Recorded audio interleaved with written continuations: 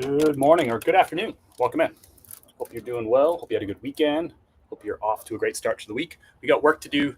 We have a lot of orders going out. I think the tail of the tape is 33 units going out the door. We have orders on eBay, Poshmark, and Mercari. No Amazon this weekend. And we're going to ship out all those orders live. I'm going to show you exactly what sold. I'm going to tell you exactly how much it sold for. I'm going to tell you what I paid for it. And we'll estimate profits on a lot of these things. I'll answer all your questions. And yeah, we'll just do it, and it will be fun, I think. Hopefully you learned something today. Hopefully, I don't know, hopefully you watch, you crack half a smile, you enjoy yourself. It is a rainy, dark, dismal day here in Asheville, North Carolina, but we kind of need the rain. We've had like a month of really like kind of drought conditions, really. So we need some rain, so it's good, but a good, like heavy-ish, kind of, I don't know, medium heavy rain going on. Really, it started early this morning, and it's just been raining, and we need it, so that's great. But aside from the weather, we got some work to do. Welcome in, say hello down below in the chat if you haven't already. I don't think Instagram's going to work today. It's got to be like that. I've had some technical difficulties already today, so that's been a lot of fun. And we did a live over on that other platform, TikTok, out in the garage. Since we got our live access back on TikTok, I've gone live a couple times and trying to see if I like it again, but I like it over here better, to be honest with you. That TikTok place is a weird beast these days.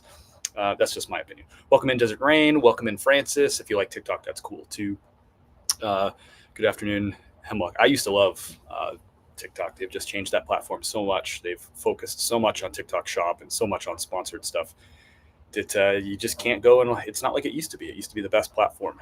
It used to put great content in front of you that you wanted to see it at an awesome algorithm, and now it's just TikTok Shop, TikTok Shop, TikTok Shop. So I was banned on TikTok from TikTok Live for 20 months. So February of 2024, I was banned from there, from doing a live exactly like this, and it just shut off in the middle, and I finally got it back. So anyway, I was live on that on TikTok Shop. I won the appeal on some weird thing, and I got it back, but I got a restriction on my live today because they said I was trying to sell things on other platforms, which I was not. I was just pulling orders out in the garage and showing people what sold. So the AI on there is, it said you're encouraging the people to buy things off TikTok Shop, which I don't know why that would be bad for a platform.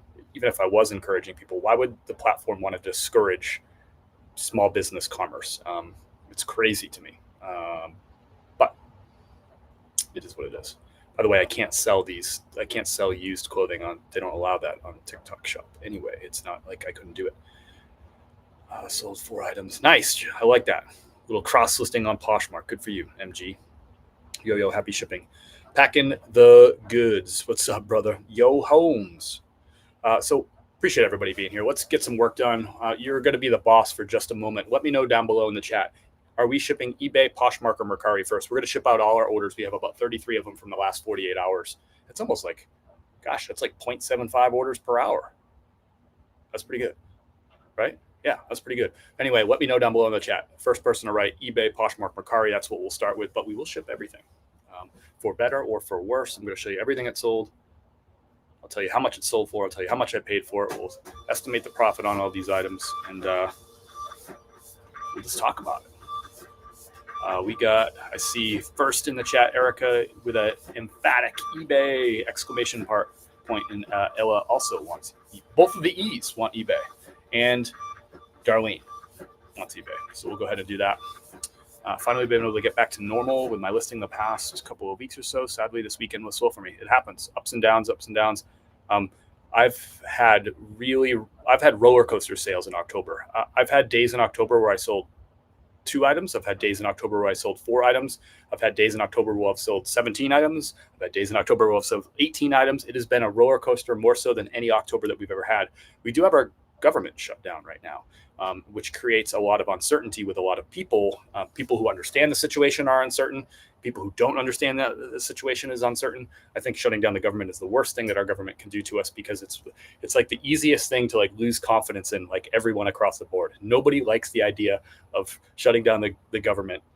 It just sounds scary. If you understand what's going on, it's scary. If you don't understand what's going on, shutting down the government is also scary. So uncertainty is not good for consumer confidence. Also, people missing their paychecks is not good for consumer confidence. So I have to think that that's playing into some of what we're seeing with like e-commerce, maybe ups and downs, or if you're having a slower month, it's got to play a role in it. There's just no way it doesn't. Is it the end all be all? No, there's other kind of macroeconomic forces that are at play right here. But shutting down the government is like, if you care about the government, it's the worst thing I think that you can do, because it's another way of just losing the faith of large swaths of the population.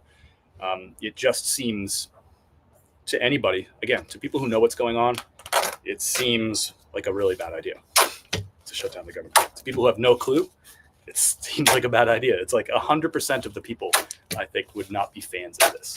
So I think that's probably impacting our business. You know, I don't talk a lot of politics and I won't choose sides on this sort of thing, but just sort of speaking from an e-commerce perspective, these things are impacting our businesses, whether we like to think so or not. There's no way. By the way, getting ready, we're going to ship out all these orders and stuff. There's no way that something like this has not affected consumer confidence in some measure. Orders is orders these days. Back when used to be a lot more. I remember twice when Amazon gave us the buy box and orders came in literally every 1.5 minutes nonstop. I love that. Getting the buy box is a beautiful thing on Amazon.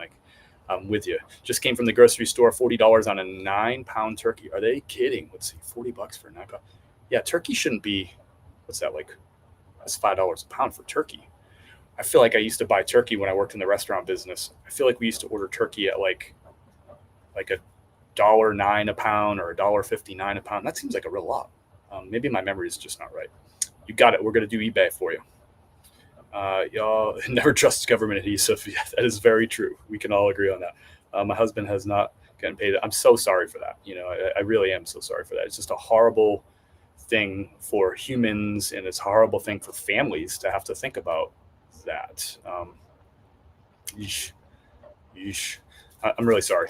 My husband is a master sergeant, and man, we know more details than I would like, but we live in the truth. My husband has not gotten paid this month and continues to go to work to do his best. You know, I haven't talked to anybody personally besides, you know, just hearing this today, like anyone personally who's missed paychecks because of this, but that makes me feel horrible. It really, truly does. If you're impacted by this in any sort of way, it's bad, and I feel bad for sending my best to your family, and hopefully it's a short-term thing and we can bounce back. Afternoon, your neighbor in Northeast Tennessee. Welcome in, Moss. Good to have you. Yes, sending some love, Ella. I appreciate y'all supporting each other. Thanks for helping me regarding setting up the payments on Nifty. That helped out so much. I'm glad that's helpful, Becky. Hopefully, I'm sure it will, but hopefully Nifty becomes a really great, not so secret weapon for you. I spent 15 years in government with my ex-lady. Americans took their eyes off the ball back in the 80s, and now it's coming back to roost, and it ain't pretty. It's not pretty. I agree with you. I'm going to tiptoe the line and not get too much into politics, but I will talk about nonpartisan things like a government shutdown, which impacts everybody equally. I'll talk about that. I think that's kind of a safe thing, but I won't. That's about as close to the line as I'll get. That's all we can do is our best. That's right. I remember when I paid 59 cents per pound of turkeys. Yeah, I feel like it was really, really cheap like that, right? But we can't you can't fight. Kim and I talk about this a lot. We actually talked about it yesterday. The way that we fight inflation is that we grow the business and we make more money. I mean, that's just what you have to do. I'm like, Kim, we can't say, we do a great job budgeting, we save and all that stuff. And we had some lean years, we had some great years. And some of you who've been following me for a while know about the lean years too. And we've saved our way through some stuff and got ourselves out of debt. All our debt has been paid off since you've ever seen me live or on social media. We've had all of that paid off, but we've had tough years and all that.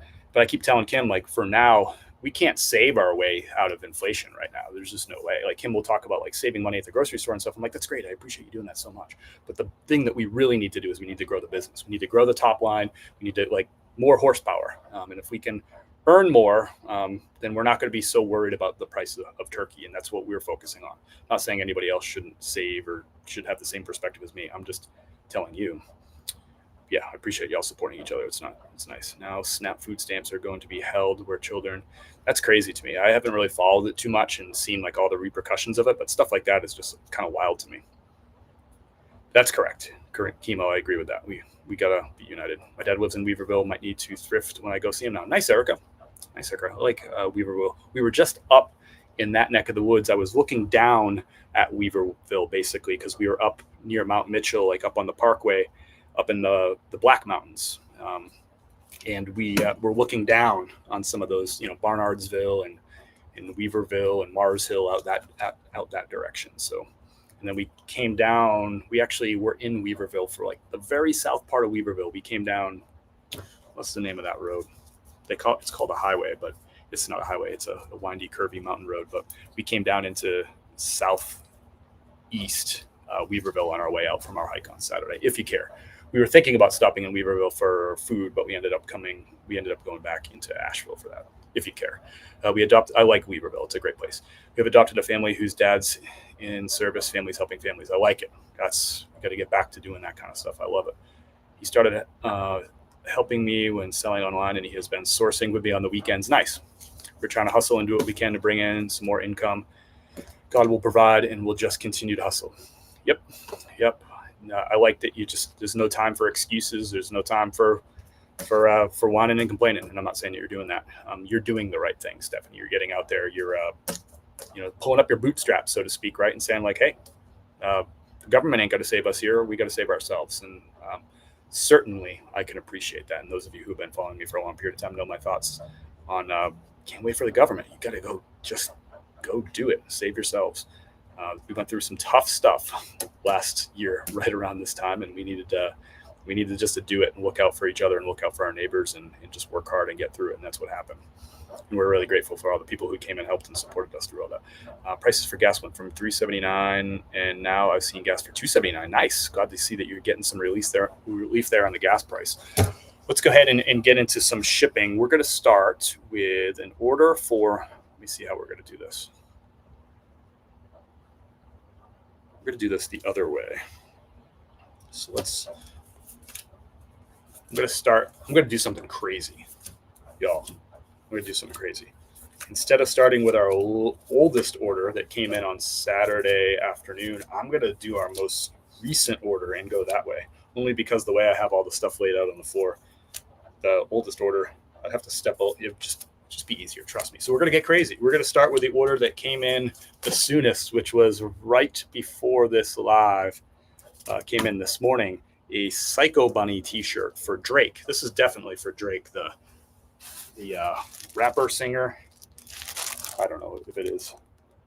It's going to Arkansas, so probably not. So Psycho Bunny, we can see the little Psycho Bunny on the chest right there.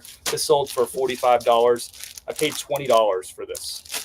I think on my earlier live, I said I paid $15 for that, but I lied, not intentionally. I just remembered that I actually paid $20 for this. It sold for $45. I had this white one in the size 3XL. I had like 5 or 6 of them, and I think this is the last one that I had in inventory, so that's good. That's one of the things, although the margin isn't huge, selling something that's a $20 item for $45, when you have 6 of them and you just have to do one listing. Where's my card for Drake? You just got to do one listing and change the quantity to 6. I mean, that's so easy. 1 round of photos, 1 round of measurements, put the quantity of 6 and just let these things sell off. So at $45, I probably paid about $7 in fees on this. And so that's going to leave me with $38, and I paid $20. So that's $18 in profit on this item. And it just kept on selling, like one listing. Like, I love that. That's good dollars per hour. I would if I could build my business all on retail arbitrage, like multi-quantity flips like that, I would. I just don't find enough of it to do that. But way easier than finding thrift stuff. And I'd pay up for it just because, I mean, if I find 10 things, retail arbitrage, if I find 10 SKUs, so to speak, and each one of those SKUs has 5 items, right? That's 50 total units. And all I have to do is list 10 things and I get 50 units up.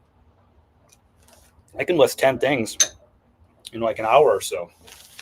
And that would get 50 units up. Like if I just had to do 10 listings. You get what I mean. That's crazy. And when I get those big retail arbitrage hauls, man, you just get so many units up and listed so fast. It's an amazing thing. I like thrifting too, but If you gave me the choice, I'd find all multi-quantity RA instead and pay up for it. I don't care, because it's just so much better dollars per hour. I'm taking more lower offers lately to push product. I think that's always a smart thing to do. Just keep things moving. Hey, Thrifting to Thrive. Oh, nice.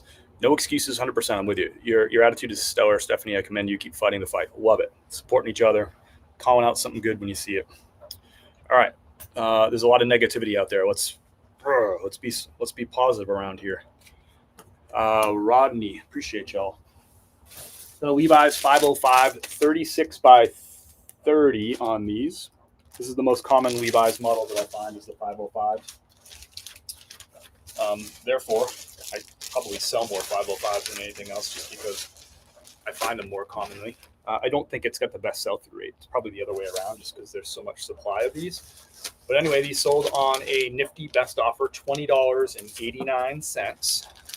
I paid $5 for these at the thrift store. Not huge profit on these Levi's, but I find them really commonly around here, and they're only $5. If I had to pay $8 for these Levi's, I'm not doing it. If I had to pay $7, I'm not doing it. If I had to pay $6, I'd probably be a little bit more selective than I am now. But $5 into $20.89 plus the buyer paid $8.95 shipping. I'm going to make $2 off the shipping. My fees on this are going to be about $3. So that's going to leave me with $17.89 minus $5, $12.89. I'm going to make like $14.89, or somewhere between $14 and $15 on this right here. That's my math right there. Yeah, probably $14 on that. So out the door. You just got to build your business around what you can find in your area. And one of the strengths of my area is I can find consistently Levi's for $5. It's not typically a fast seller. They don't typically sell for a ton of money, but they always sell, especially this time of year, and I can build my business around it. But remember, with Levi's and with any of these items that are lower sell-through rate, really high supply, which means there's a lot of competition, you got to do a lot of things well. You got to take really great photos. You got to have really great keywords. You got to have measurements in your listing. You got to promote on eBay, and you got to cross list onto multiple platforms, and hopefully have automation tools too, so that you show up higher in search results. So that's, I build my whole business around selling lower sell-through rate items. I do sell high sell-through rate items too, but I sell a lot of lower and mid sell-through rate items because I have all those things in place: the good photos, the good keywords, the measurements in the photos, the cross-listing, the promoting, and the automation tools. And therefore, I can sell these things that maybe some other people don't. So remember that as you see me selling things that you're saying, like, man, I've had those listed for months and they won't move. I get no bites, is what people tell me all the time. Remember, if you're going to compare yourself to me, make sure that you're comparing, like, are you doing all those things? You know, do you have better photos than your competition? Are you promoting? Are you cross-listing? Do you have automation tools? You get it. So that's built into my business. So as I talk about any of these sales that you might say, like, wow, that's like a really high competition, low sell-through rate sort of item. How the heck does he sell that? Is it because he's got social media presence? No, it's because I do all that other stuff. So let's be, really clear about that. And if you have any questions about those things, that's what this is all about. You have to get good at, there's 3 things that are going to help you grow your business. And I'm not even talking about going full time. I'm just talking about if you want to grow your side hustle into something that's a little bit bigger, or just have more sales per week. There's 3 things that you got to do. The first is you got to get good at finding items. We talk about that all the time, finding good stuff. The second is you got to get good at selling that stuff. And that's what I'm talking about right now with, like, promoting and good photos and keywords and cross-listing, all that stuff. You got to get good at selling it. The third thing is you got to build efficient systems into your business so that you can find things and sell things both efficiently. And that's by being really organized, by having all the right tools in place, having good rhythms and routines and processes and procedures for your business so that you can do things quickly and accurately over and over and over again. So 3 things: you got to get good at buying, you got to get good at selling, and you got to get really efficient at both of those things. That's how you grow your business.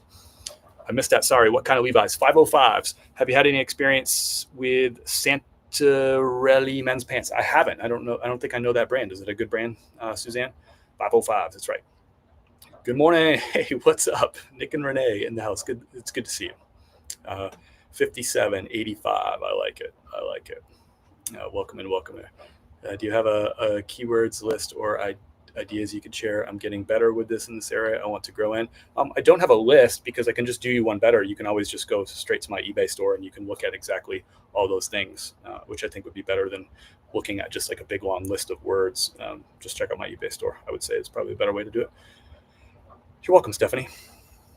High-end Italy. Nice. Cool. Yeah, I don't know anything about that brand, but that's you can teach us. Feel free. I like it. I learn more from y'all than y'all learn from me. I'm telling you that. Next up is a corduroy shirt, LL Bean.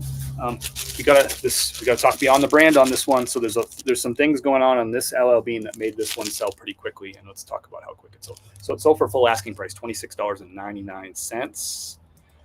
But why did this one go quick? And how quick was it? Felt like a few weeks, maybe. 47 days. So what's that? 6 weeks, 47 days. And it's LL Bean, and a lot of people will say, like, well, LL Bean doesn't sell. It's like, well, first of all, you got to pick up the right LL Bean. In this case, it's corduroy, which is a good seller. It's also a good size, extra large, tall. I don't know if you can see that on there. Extra large, tall. So it's not just a regular LL Bean cotton button-down shirt. It's got 2+1s. It's got the corduroy, and it's got that size, extra large, tall. Tall sizes are great sellers because there's not as much competition. There's not as much supply out there for that. So it's going to have a better sell-through rate. Also, season really matters too. LL Bean is a fall brand. You can sell it in other seasons, but man, LL Bean is for the fall. And corduroy is for the fall. So if you talk about an on-season item right here, this is it. Corduroy, LL Bean, great size. So you're not selling brands, you're selling items. And this item is a good seller for LL Bean, especially this time of year. Now, if I found this in July, this ain't going to be as good of a seller in July because corduroy is not in and LL Bean isn't really isn't like that brand isn't associated with July heat. The brand is associated with, cooler weather, leaves falling on the trees, cozying up by the fire, that kind of stuff. That's what LL Bean's about, going outside and chopping wood. So seasonality is so huge in all this stuff too. It's not going to sell in 6 weeks if I find that in June. It might, but it's probably not going to sell for full asking price $26.99. I could get lucky on it. You always can, but so this isn't just an LL Bean I'm selling. It's an LL Bean, good size, corduroy, in season. Those things are all really, really important. But I still didn't just rely on that. I took better photos than my competition. I used really good keywords. I promoted this item by 6% on eBay. I cross-listed onto Poshmark and Mercari, and I used automation tools that are doing delisting, relisting, sharing, all that stuff for me, and sending automatic offers to people who are watching and liking these items. So there we go, out the door. Good sale right there. Probably about an $18 profit on that one at the end of the day. I love buying and selling Land's End and LL Bean. Me too. Just bought a pair online. Should arrive soon. Keep you posted. Nice. Okay, switch to the other account. It's the more familiar account. I don't see that account too often. It's always a treat when I see the line dancing one. Note that I'm associated in any way. List Easier has deployed a $100 listing for $14.99 option as credits so they don't expire monthly. Nice. Cool. I think I know what that one is, and I don't think it does any cross-listing, and I don't think it has any built-in automation tools. So if I were going to buy a product like that, I would have to pay for that subscription, and I would need more than 100 listings, by the way, too. So that wouldn't fit in my business, but maybe somebody else's. But then I'm also going to need to buy something that can cross-list my items too, and I'm also going to need to have something that has automation tools, so all that delisting and relisting is happening, all that sharing on Poshmark is happening. And all those automatic offers would be sent out. That's those things are so important to my business, cross-listing and automation. And since that tool doesn't have cross-listing or automation, even though that price point seems really nice, $14.99, but it's only 100 listings, it seems really nice. I'm going to have to buy 2 other tools to also go on top of that. And that's why I'm such a big fan of Nifty, right? Nifty does my AI listing for me. It cross-lists those items on eBay, Poshmark, and Mercari all at the same time. And it does all my automation tools, the delisting and relisting, to show up higher in search results, the sharing on Poshmark. So to me, it's like a all-in-one option. It's an AI lister. Yeah. So 1,000 listings a month is $64.99. But again, I'm still going to have to buy 2 other tools or Nifty on top of that to get my automation and to get my cross-listing because it doesn't list onto the other platforms. So for me, that tool isn't going to fit my business. It might fit your business, but for me, that would take me backwards. Like it would almost like back in the day when I used to pay for a cross lister and then pay for an automation tool separately. And that was a real pain. Those two things don't talk, by the way, either. And so it created all kinds of issues. I would rather have something that's all built into one that does all that stuff, instead of having multiple tools.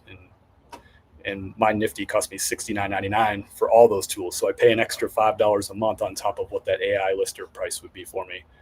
But I get so much more.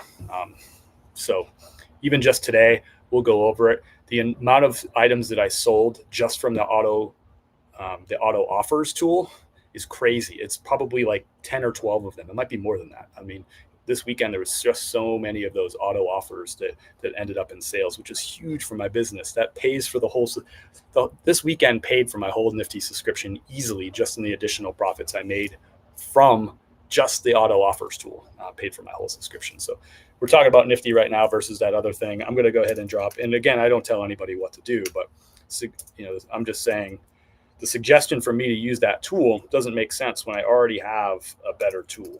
But I do appreciate you dropping it. I'm going to drop down below a link so you can check it out for yourself. A 7-day free trial. You can try out Nifty, no strings attached. And if you like it after the 7 days, you can sign up. That link will give you 15% off your first month too. It's just, I can't not talk about it. It's just such a big weapon for my business. But someone else brought up that other tool, MS Unites. Yeah, check out Nifty. Just look at it. It's doing the AI listing that other tool that you mentioned does, but it does so much more, and it's going to be $5 extra a month. You'll make more money objectively. If you have 1,000 listings, you will make a lot more money by using Nifty as opposed to that other thing, and it's going to cost you $5 extra a month. I mean, it's not even a fair fight. It's not even a fair fight. It's like bringing a knife to, well, I'm not going to use, you know what I mean. You know what I mean? And I'm not picking on you, but it's just anytime somebody mentions one of those AI listing tools, I'm like, does it cross list? Does it have any automation? No, then why am I going to switch from a tool that does more to a tool that does less? It doesn't make sense. It would be a bad move for my business. I'd make less money. We would eat less bacon. I don't like that. I really like bacon. I had sausage this morning, if anyone cares. I did set up a second eBay More Anything Goes account that I've very much neglected. I did sell a Bill Bass shirt. Nice. What's the thought process between the two separate eBay accounts? Does Nifty make the graph of your highest selling brands? It does. Yep. Has all kinds of automation. We'll do this really quick. I want to do some shipping too. I love talking about Nifty. If I didn't, I would be... it wouldn't be fair for me to come on here and talk about all my sales if I don't talk about how I get there. And Nifty is a big part of it for sure. There's other things I do. The photos are really good. The keywords are really important. But the AI listing does the keywords for me, which is money. Let's do a quick shared screen. I'm going to show you exactly some of this like analytics stuff here that you might be interested in. Let me just bring it up real quick.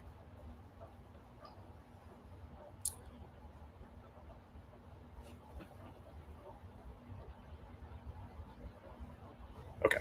Let me do this shared screen. Boom. Oh, that's not the right one. This one. There we go. So some of you that have Nifty might not even know that this exists. This is that analytics tab on the left here, and you can show your sales here. Now, this might show some profit per item. Ignore that. I don't enter my cost of goods into Nifty. I use Jason Hayes' reseller spreadsheet to keep track of my expenses. So my expenses aren't built into this. I'm not making an average of $37.39 per order. That's just not true.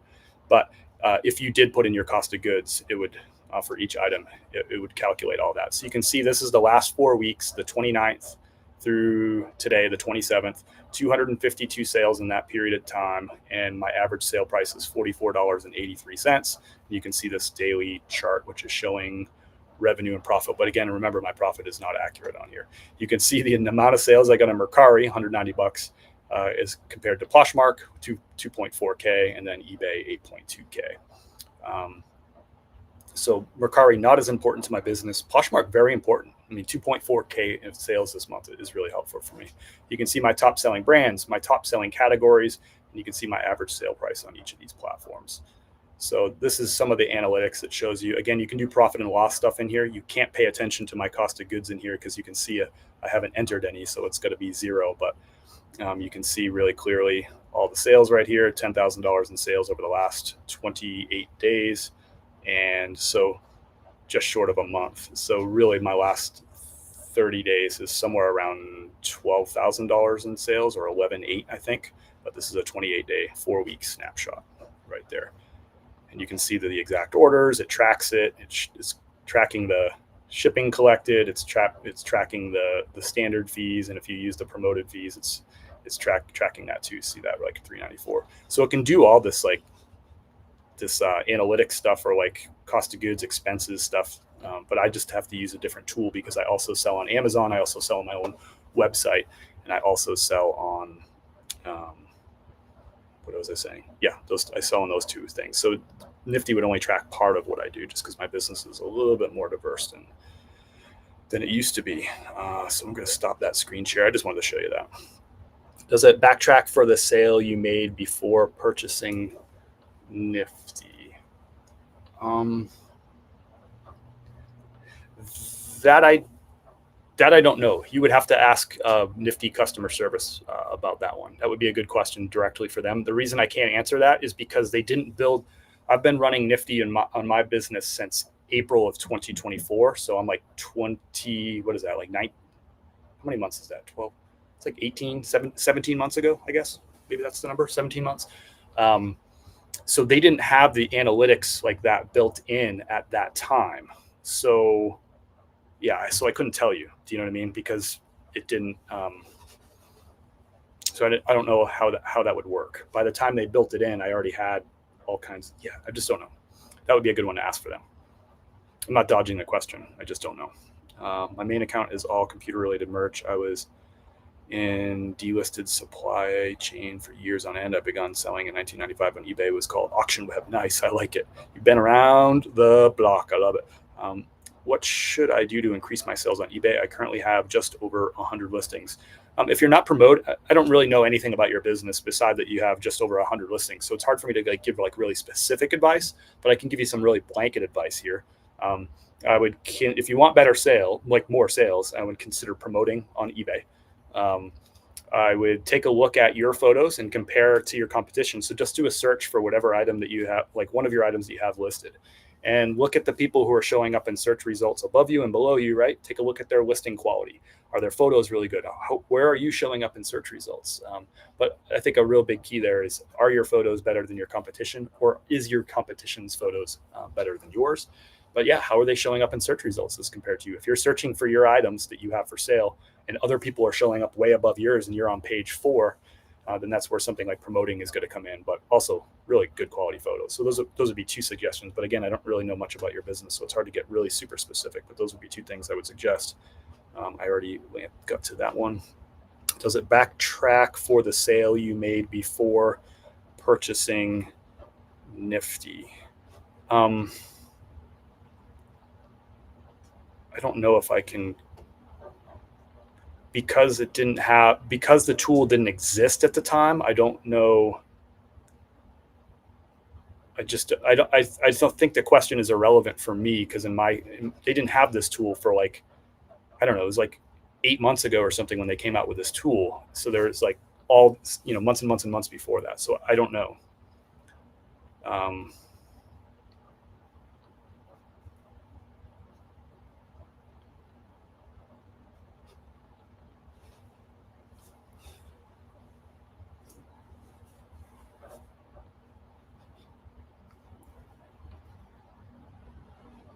Give me a second.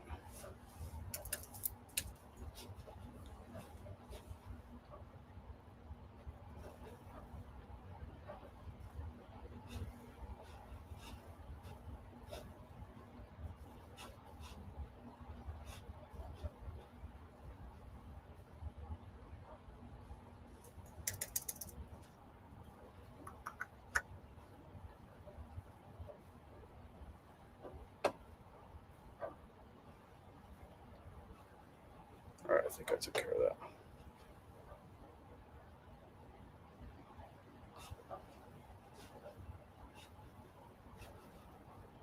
All right.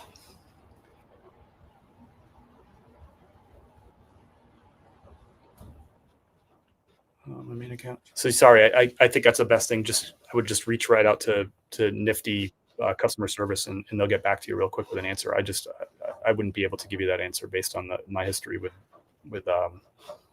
Nifty. Let's ship some orders. It's a good question though. I honestly just don't know, and I won't make up an answer if I don't know the answer to it. That's my promise to you. So next up is an order for Jan. This item, I love buying and selling Smartwool. It's actually one of my favorite brands to buy and sell. Uh, but just like every brand, Smartwool has items that are more in demand than others. This one right here is a men's size medium Smartwool. It is called the Intranet Jacket. And with Smartwool, the stuff that sells better for me by far is like base layer stuff, like the wool, like merino wool base layer stuff sells really, really good. Even if it's a little quarter zip or a short sleeve shirt or a long sleeve shirt or the base layer, it sells really, really well. Sleeves, jackets, and stuff like you would think, even though the retail price on these is really high. So this is a brand new at tags. Yeah, this is a brand new at tags. I don't know what the retail is. It's probably way higher than the base layer stuff because it's a jacket, but it's just not as in demand. People aren't looking for these as much as the base. The MSRP on this is like 175. So you would think that since like the base layers typically are like 100 or 110 or $120 for the base layer, you would think that I would sell this for more money than I would sell base layers because it's 175 retail. It's a lot more expensive retail. But the reality is the base layers are just in more demand on the resale market. So I sell the base layers brand new tags. They're about the same as this. They just sell a lot quicker. So anyway, I sold this for $76. It was a retail clearance purchase from me. This is going to Dan in San Diego, California. They even buy jackets in San Diego. How about that? How about that? It's like 75 degrees year round. They probably get a cold evening or two, don't they? So second account, more about if things that sells quantity, etc. I can use it to move. Gotcha. I gotcha. Like at an estate sale, I bought 50, 60 dress shirts, all still sealed. That's not knowing a thing about them. I bought 125 golf club handles. Nice. I like it. I like it.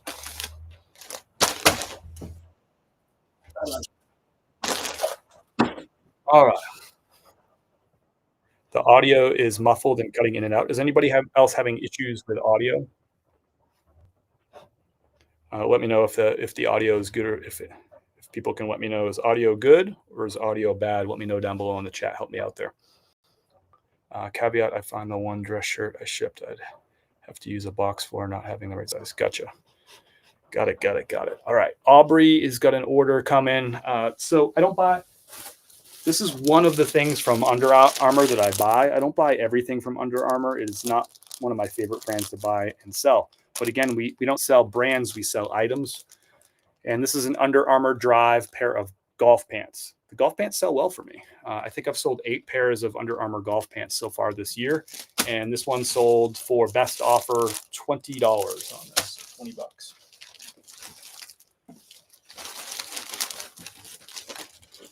That Smartwool piece I had listed, I think, for $89, and I got that offer for $76. I've sat on it for a while. Happy to get rid of that for the $76 and move on from it.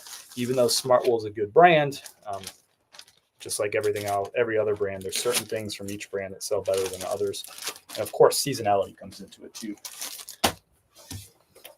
It's good. It's good. Yes, in regard to the audio, seems to have straightened out some. Yes, cutting in and out. Sounds good on my end. Well, I'm just using my built-in microphone on the computer. So sorry if you're getting trouble with it. I'm not really sure what I would do to fix it because I'm not using an external microphone or anything. It's just my regular old microphone that I use I just muted it and unmuted it. I don't know what else I could do. Let's see. Sounds good on Facebook. No audio on YouTube. Sounds good on my end. It seems to have straightened out some. It's good. Yes, cutting in and out. Just trying to see if there's a theme on if it's Facebook or YouTube, since we're on both platforms. Well, keep me posted on it. I'm not really sure how I would fix it, except for ending the stream and restarting it. So if it's that bad, we can do that. I just don't know what else I could do to troubleshoot it. Next order is going out to Sandra. Buy 2 new computers. There you go. Sandra, this is one of the best sales of the weekend. This sold, I want to say it's a day or two, but let's confirm. Took 2 days to sell. This is, you're not going to be able to really see it. Oh, there you go. You can see it a little bit. The label right there, Burberry. This is a navy blue sport coat with the gold buttons. You hear me talk about these a lot. If you're just getting into selling suits and blazers, you're intimidated, you don't know where to start. A good place to start would be navy blue blazers with gold buttons. They sell well in a lot of brands, not every brand. But if you find one, navy blue with gold buttons, look it up on eBay. See what recent sales are for it. That would be a good place to start if you've been intimidated by this category. This one sold on a nifty best offer, $81. So I had this listed for $89.99. I listed it on Friday and it sold on Sunday. 2 days to sell. And $81, I paid $7 at the thrift store.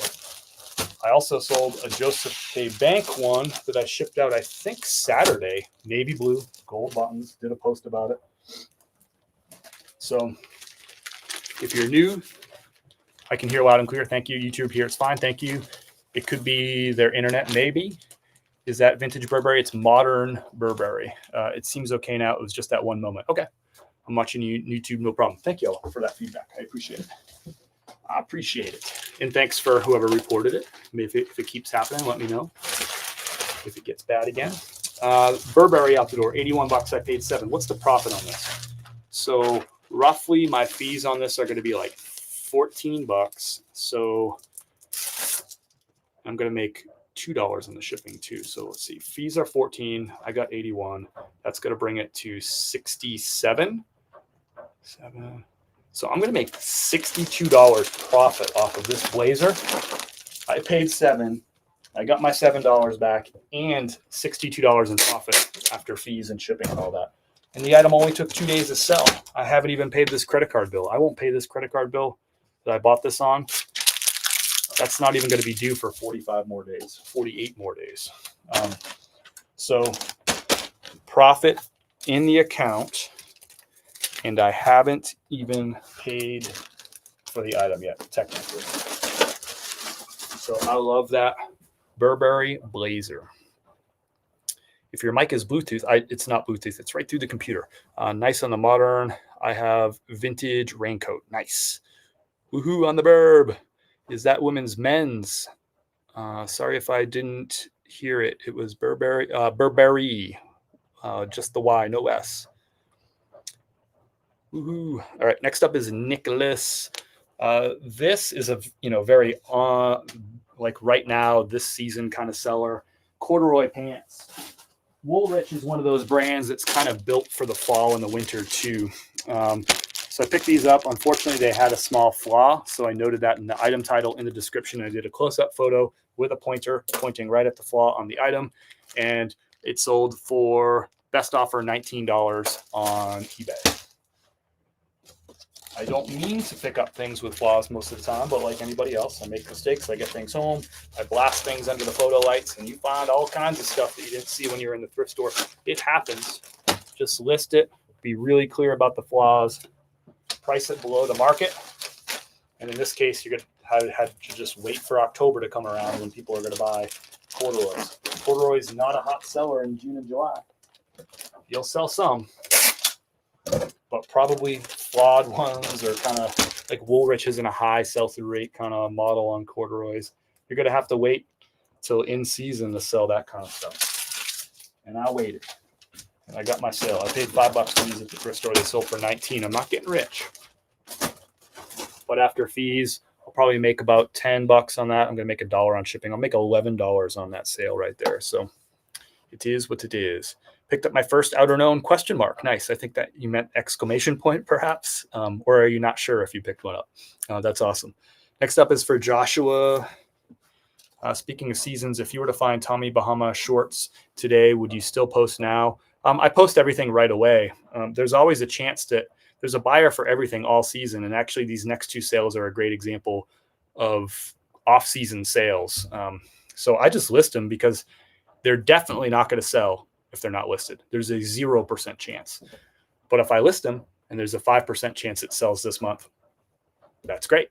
I'm eventually going to have to list it anyway. Like there's no getting around it. So me putting it somewhere else isn't saving me time. It's just making it so there's no chance that that item will ever sell. So I understand why some people do, why some people don't list things if they're off season. I understand the mentality there and the mindset there, but I don't do it. I just get it up. Sometimes will I put aside things like in the mid, if it's like middle of the summer, will I put things aside and put it at the bottom of the pile? Sometimes, yeah, absolutely, sure. Will I prioritize jeans? If I bring back a haul and I have a bunch of jeans, am I going to prioritize the jeans first? Sure, you know, that's true. But I don't really like go and store it away for like another season. I understand why people do it, and if you do it, that's great. But I just list it. You know, if it's June and it's goose down, I bring it home. It's probably going to the bottom of the pile, but it's probably not going to wait till October to get up. It just might wait a few weeks or something. So this is going to Joshua. I should have shown you the logo. The brand is called Finn Ryan. It's a brand I've never found before, never heard of. It's a brand that out of Southeast Florida that makes custom shirts and custom apparel. Typically, their customers are like in the high-end cars world. So this one had a logo that said Amelia Concours d'Elegance, and it had a Ferrari on it. So I listed this. I got an offer within 2 hours. I listed it for $34.99. The offer came in at $25. I countered at $29.99, and it immediately sold. So less than 2 hours of listing this item. A really rare find. I've never found it before. I may never find it again. There's not many of them listed on eBay either. But it was a Ferrari 308 that was embroidered on the back. The Amelia Concours d'Elegance is it's a high-end car show on Amelia Island that they do every year, where you're going to find like classic Ferraris, classic Porsches, that sort of thing. So people, you know, it's a really niche audience of people who are looking for that brand, but it is a good one. It's called the Finn Ryan, FINNRYAN. I would post anything because people take trips. True. Picked up my first Rowan piece today, as well as the Howard Brothers. Nice. So that was an off season. That was a golf polo, right? So technically an off season item. I could have waited to March to list it, but it also sold in 2 hours in October. So there's that. Now, here's another. This is a really strange sale. I got a lot to say about this sale. I hope you're ready for a rant on this one. So first of all, really cool piece right here. Polo Ralph Lauren. It's Polo Bear. See the bear? He's playing a guitar. This is is it viscose? Yeah, it's 100% viscose, so similar to silk in its feel. So Hawaiian style shirt, short sleeve, aloha, flowers all over, polo bears all over. Really, really rad piece. Sold for full asking price, $99.99. You can see the retail price is $168. So the buyer's getting a really good deal on this item at $100 instead of $168. Probably not an easy one to find. So they got the extra large, and they also bought the large. I was like, well, why would one person buy the same shirt in 2 different sizes? And they paid $99.99 a piece, you know, full asking price, no haggling or whatever. So I reached out to the customer and I said, hey, I just wanted to confirm that you actually wanted to buy 2 of the same exact shirt, but in 2 different sizes. Just wanted to confirm. And they got back to me and they said, yes, I'm not sure which size is going to fit my husband. So although this sounds like a really awesome sale, I know one of these is coming back. Like 100% chance that one of these at least is coming back. I suppose there's some percent chance that both of them come back too, right? I'm curious, what do y'all think about that idea there, where someone is buying 2 of the same items intentionally to see which one fits better and sending the other one back? What do you think about that? So anyway, this is an off-season item and sold now, but really we're going to pack and ship 2 orders, but we know one of these is a boomerang for sure. And so what I'm going to do is inside of this package, I'm going to put another poly bag in there because I know that this person is going to return one of these. So I'd at least like them to have a quality vessel to ship the second one back in. So I don't typically do this. I don't know that I've ever done it before, but I'm going to put another poly bag in there. It'll cost me an extra, each one of these cost me 6 cents. So, but I'd rather, since I know one's coming back, I'd rather it come back in good shape. So I'm going to put another poly bag in there. And it is what it is. But what do y'all think about that? What platform are they able to return if it doesn't fit? eBay. That's painfully annoying, but I can also appreciate the honesty. Sure. I'm sort of a go by the time summer rolls around to use my eBay bucks to buy. There you go. I like it. Classic Ferraris, the most beautiful designs. Yeah, there you go. So this is going to Nashville, Tennessee.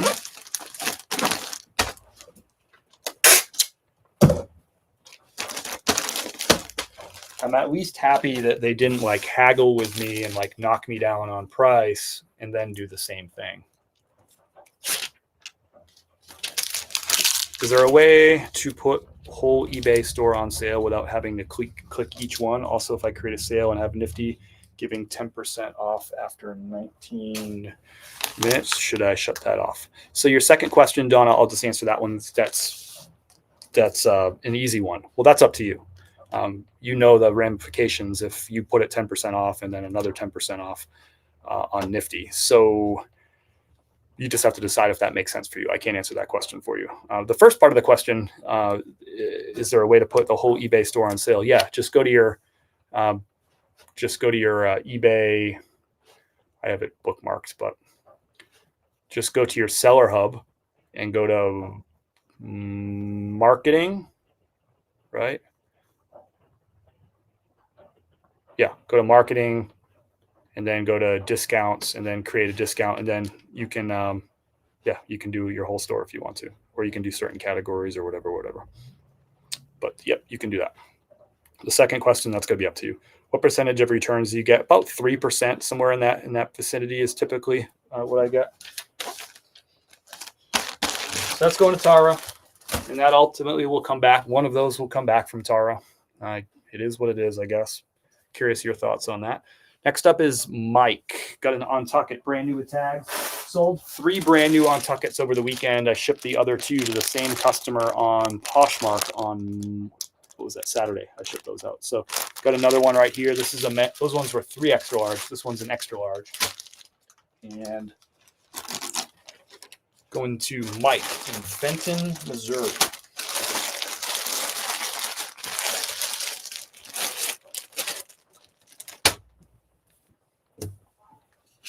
Thank you, Mike.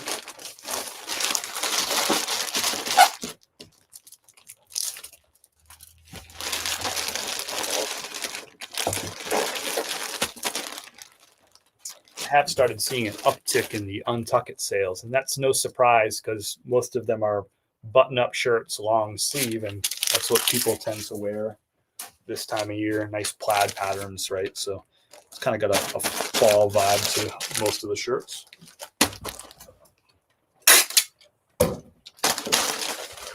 Out the door. That one was $34 plus the buyer paid $6.95 shipping. Next up, another pair of Levi's.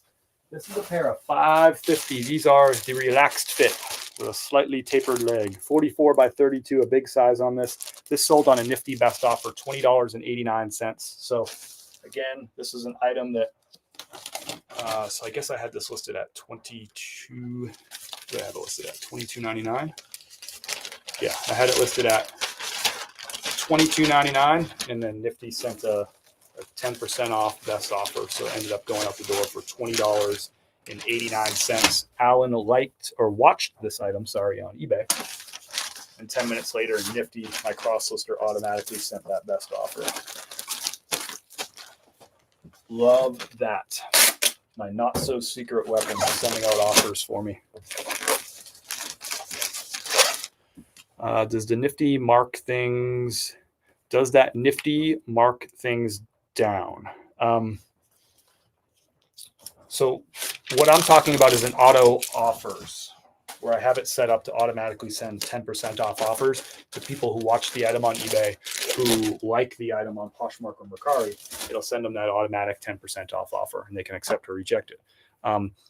So when you're asking about markdowns, could you ask me a little? Could you be a little bit more specific about what you're asking? I'm not really sure what you're asking. Is there a way on Nifty to single out several listings to not send a 10% offer? I believe so. I'd have to mess with it. I just have it on. I price everything so that I have that 10% built in. So I've never considered excluding something.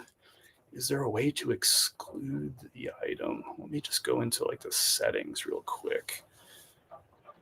Settings. I don't know if I'm going to be able to answer that here on the live. I might have to like look into that. Yeah, I just don't. I'm not sure about that. I don't do it, so I don't know.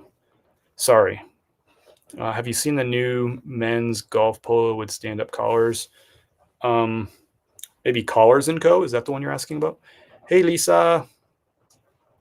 Have a Jemmy Boeing head Santa and can't find any comps on eBay or Terapeak. Any thoughts on where to look? Saw an elf on Wolf's Point, but didn't have a subscription to see the pricing. That would be my next suggestion. Would be Worth Point. Beyond that, I'm not really sure. I wasn't sure if that tool mark things down automatically after a certain amount of time. Oh, I think, yeah, you can do that. You can have it set up so when it relists the item, so that would be in the settings. That question makes more sense. So let me go into I'll tell you exactly what that tool is. So I'll have to go into the dashboard here. And if I go into, say, offers on eBay and I update my settings, show advanced settings. Nope, that's the offers thing. That's not it. I need to go into the eBay. I need to go into the recreates. If I update that setting, recreate unsold items after 30 days. Yep. So if you go into the recreate setting, so that's when they delist and relist items for you automatically on eBay. It doesn't on all the platforms, but I'm just looking at the eBay one specifically. So I can turn on this feature that says adjust the price. Let me just share the screen. It's probably easier to like. Okay, so this is what I'm talking about over here. I'm looking specifically at eBay. I'm in the dashboard for Nifty, and in the eBay section, what I can do is on the right-hand side, see how it says recreates? I have it turned on so that recreates unsold items approaching 30 days. And I have it set for a daily limit of 100 per day. So as we get close to 30 days, Nifty has got to, item's been listed for 29 days. Nifty's got to take it down and it's got to create a new listing. So it's got to show up higher in search results. I can turn on this other setting right here where it says adjust the price to be 0% lower. So I can put in 5% or 2% or whatever right there so that every 30 days when it delists and relists that item, you can lower it by, say, I don't know, 5% would probably be a good idea to do. So that's a pretty cool little trick. I haven't really put any thought into using it or not using it. I think it's probably a good idea. But yeah, something to consider. But yeah, cool little, I've never really thought about it to be honest with you. But it is there, and it's just, you just got to go into your dashboarding. You can probably do it for the different platforms too. So you can have one platform be your discount platform and like knock down the price. I don't know, maybe have like Mercari get really cheap or something since the fees are lower. And that would be a cool way to do it. Or you could just do it on all the platforms. I don't know. I'm selling a few things for a friend and she wants full price. Nice. Then, oh, I see. I don't know. Maybe price those items up. So then the 10% off auto offer would just be whatever price that she wants to get. That would be what I would do since it's just a couple of items. Because I would want that auto offer thing working to my favor. That auto offer thing that's feeding the algorithm. That's encouraging a sale. So I would still want that happening on those items. I would just price it up by 10% or whatever your thing is. Price it up so that she's getting the price that she wants. Yes. Cars & Co. Yes. Okay, cool. Next up is Lily. Lily. Polo Ralph Lauren. So here's a Polo Ralph Lauren. This one, it's 100% cotton stretch. It's got the pony there on the chest. Nice little check pattern.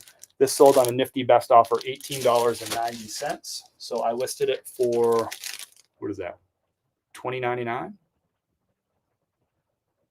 Yep, I listed it for $20.99, and it sold for $18.90 on that nifty automatic best offer, 10% off. So this is going to Lily. Lily's in Abilene, Texas. We have a lot of shipping to do. I gotta like pick up my pace. Do you have a video that shows off how to measure the items? I do. I have, which platform are you on? You're on YouTube? I have a couple of YouTube videos that show 2 different ways to list your items. So if you go into my long format, longer videos, not the shorts, there'll be one about how to go to the AI listing one. That's the most recent one. And it shows you the way that I do it now using a yardstick. I have a whole video showing you soup to nuts how I use Nifty's AI listing tool to list all my items on eBay, Poshmark, and Mercari. I show you how I take photos. I show you how I remove the background from those photos. And I show you how I measure. And it shows you how Nifty's AI listing tool writes my item titles, writes the descriptions for me with all the keywords and all that stuff. So it walks you through that whole process, literally soup to nuts, as they say. So that's the AI listing video. All right, next up is an order for John.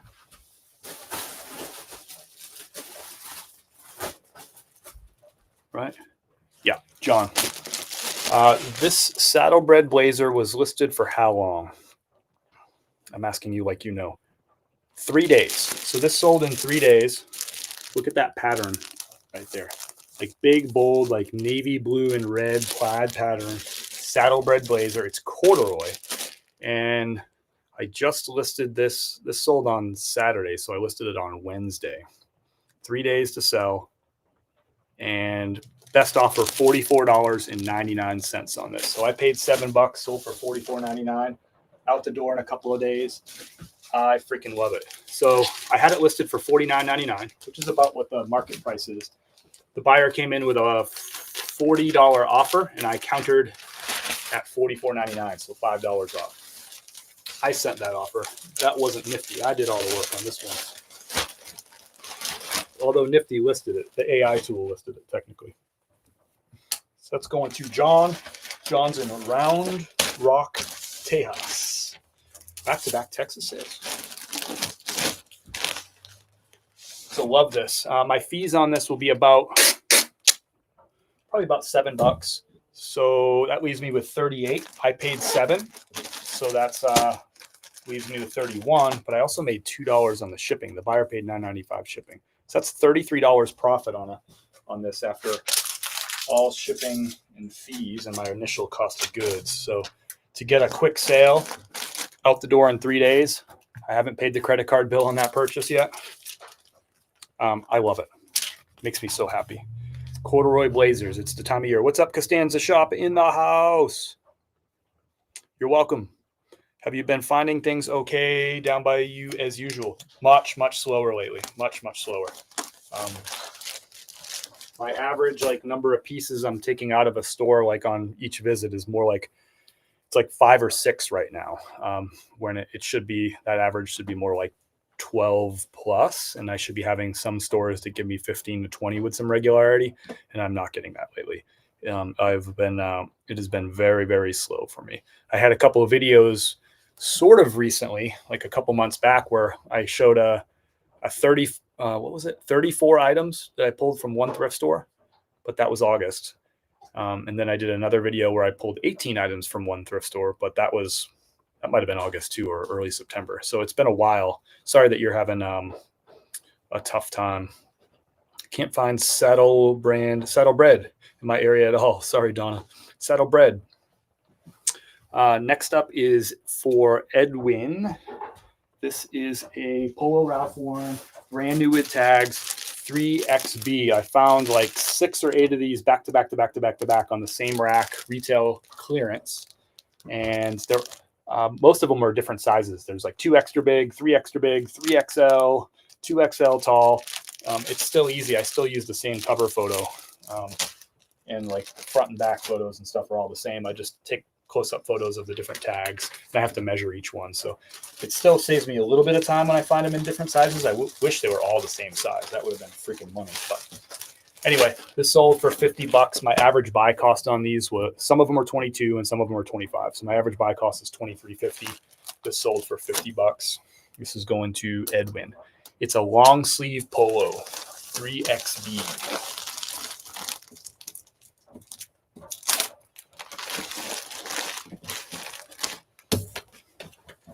Have you ever been to Michigan? If so, have you thrifted there? I don't know that I've ever set foot in the state of Michigan. No, I have not. I've not set foot in the state of Michigan. You know, a lot of those like Midwest states I haven't been to. I grew up in the Northeast. I now live in the Southeast. I lived in Colorado for a period of time. So I just haven't really spent a lot of time in like middle America, if that makes sense. What did I miss here? Let's see. I think I'm caught up. Welcome in, everybody. If you're just popping in, we're shipping out orders from the last 48 hours. The last time I shipped was Saturday afternoon. Total of 33 orders going out the door this morning. And for the whole, I shipped out 16 on Saturday too. So for the whole weekend, that's 49 orders, which is the best weekend I've had in a while. Very encouraging. It has been really up and down, but I strung together 3 good days of sales. That's been the tough part. I don't know that I've strung together like 3 good days of sales like that in a little while. I'll have a really good day, like 18 sales, and then the next day will be like 6. And I'm like, what is going on here? Not that there's anything wrong with a 6 sale day, but I forecasted to be averaging 11 and a half sales a day for October. And I'm not doing that. So when I say that I was disappointed by a 6 sale day, you have to remember that when I want to be averaging 11 and a half, a 6 sale day pulls me down. Doesn't mean that 6 sales isn't something that you should be proud of. But for me in October, the reality is it's just a below average day. I've had some days in October. I had a day in October where I sold 2 things. I had another day where I sold 4 things. So there's ups and downs in this business, but this October has been more of a roller coaster than typically on Octobers. October tends to be the month where things get really consistent, like 10 plus sales. I thought we might have some bumps in the road with this October. We do have the government shutdown that is having an impact on consumer confidence, but I was hoping for it to be a little better. But I'm really grateful for a good weekend this weekend. I want you to hear that loud and clear. You have to take the good with the bad with the good. Ride the waves, the ups and the downs, all that stuff. Kim's going outside in the rain. Going out to the garage. Put her hood up. One buyer came in and bought 2 of these. Polo Ralph Lauren, 16 and a half by 32, 33. And this is great because one of these sold on a nifty best offer, $18. And they came back and bought it because I had it listed for $19.99. They came back and bought another one at $18.99. So the full asking price on it. So that nifty best offer landed me that first sale, and then got somebody to come, like, they're like, well, he's got another one of those. I'll go grab that one too, a really similar item. So that worked out nicely for me. So this actually, yeah, this is going to Garin in Arlington, Virginia. A couple of Polo Ralph Lauren's going out the door. I paid $5 a piece. A lot of Polo Ralph Lauren going out today. I mean, that's not like a surprise. Let's see, did I miss something there?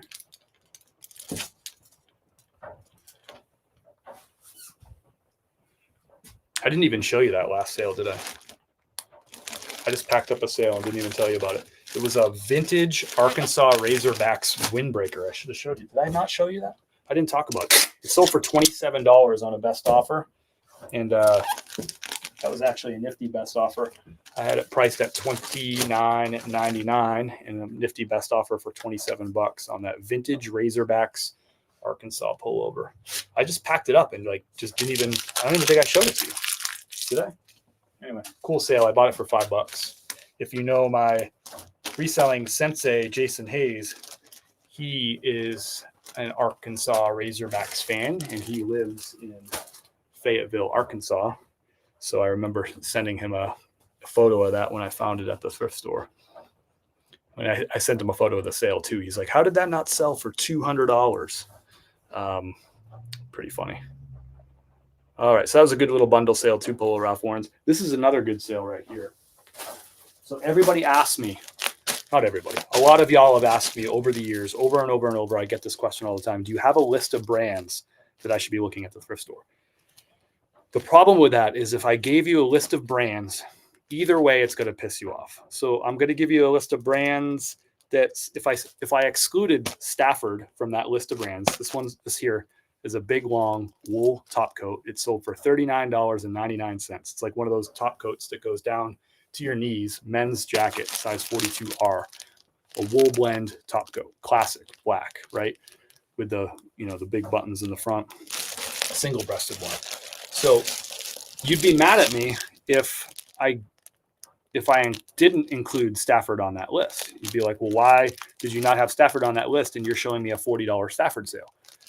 But you'd also be mad at me if I put Stafford on the list, because then you would buy Stafford, basic blazers, and you'd buy their shirts and you'd be pissed off and you'd say, Chris, you put Stafford on your list and I picked them up and they're not selling. You'd be pissed. Either way, I would lose if I gave you a list of brands, because the reality is that with almost every brand there is out there, with rare exceptions, there are things I buy from the brand and there's things that I don't buy from the brand. And of course, your buy cost is going to matter too. But Stafford, I don't pick up most items. But when I find a wool blend classic black top coat like this, I'm going to buy it, even if it was in the middle of July, which I think it was.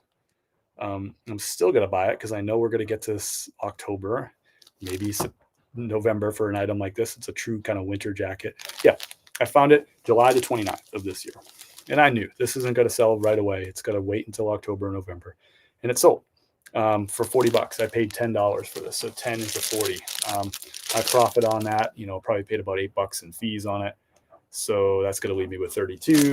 I charged $12.95. I'm going to make $6 off the shipping on this because it's only going to Gettysburg, Pennsylvania. So I got lucky there. It's a 3-pound jacket right here, or a 2.5-pound jacket, shipping at a 3-pound rate. So my total profit on this 22 plus 6. I make $28 in profit off this Stafford jacket right here. But again, I think you understand the explanation. If I gave you a brand list, I'm screwed either way. If I include Stafford on that list, you're going to be pissed at me because you're going to have a bunch of Stafford that doesn't sell. If I don't put Stafford on that list, you're going to be pissed at me because I'm showing off a $40 sale that you walked right by, and then I got it for myself, like I was holding it back from you, like I was fooling you.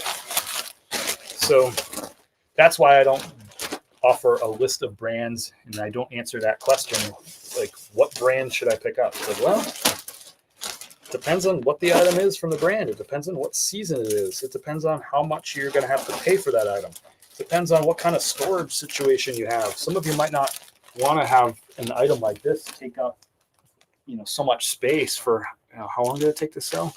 August, September, 3 months to sell. Some of you might not have the space or the desire to hang on to something that long. It's going to take up that much space. So the list of brands just won't work. It won't. Kibo. I recently started to put my items on Facebook Marketplace, and that has helped me get some sales. That's awesome. I love that. I used to sell on Facebook Marketplace. I have not sold stuff on there in years, with the exception of I found a golf bag a few months ago, and I put that on Facebook Marketplace and sold that locally. But I don't typically mess with Facebook Marketplace these days. But I respect other people that do. Every business is a little different, obviously. Hitting those blazers in the rainy days. I like that. Just took photos of one like that and listing in a few minutes. Let's go, Lori. I recently started to put my items on. Oh, I already got that one. To use Shippo. I don't. I ship directly. All my shipping labels for eBay are from eBay. All my shipping labels from Poshmark are through Poshmark. All my Mercari sales are through Mercari. All my Amazon sales are through Amazon. And I ship all my coffee sales go through Pirate Ship is what I use for that. Because Pirate Ship integrates with. I use Big Cartel to host, is the website that hosts my coffee business. So Big Cartel and Pirate Ship integrate. so that I don't have to copy and paste addresses and tracking numbers and stuff. It just automatically does all that stuff for me. So that's why I use Pirate Ship for the coffee. This next order is for William. It's a Brooks Brothers 7. This isn't the best pattern, by the way, but I thought that the pink color would help it sell. I usually don't pick, these are kind of more of like a classic Brooks Brothers pattern, the vertical stripy ones. I don't pick these up as much anymore. The plaid, the check tends to do a little bit better, like modern patterns. But I'm like, you know what? I guess it's more of like a red with a blue stripe, but like a light red on there, kind of like a pink, I guess. But $17.35, it's a bigger size. That's one of the things I look for in Brooks Brothers for sure. And this one sold for full asking price, $18.99. If this was like a checky pattern or a plaid pattern, a more modern one, I would have priced it up a little bit. Let's see how long it took to sell. Why can't I find you? There it is. So that took a year to sell. So there you go. There you go. This is a pattern that I don't typically pick up. I'm not sure. Maybe it was like I thought the pinky red kind of color would sell, but this pattern doesn't do as well in Brooks Brothers, and there you have it.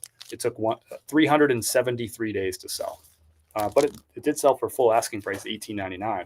But again, this would sell faster if it had a better, more modern pattern.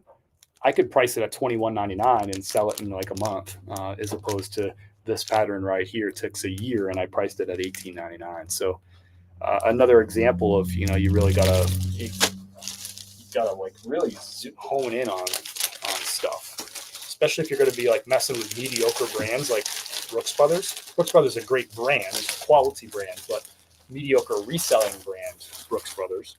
You really got to dig into that nitty gritty and learn patterns and colors and sizes that are going to sell better.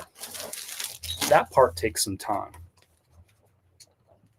And you have to relearn it too, because styles change, things go in and out.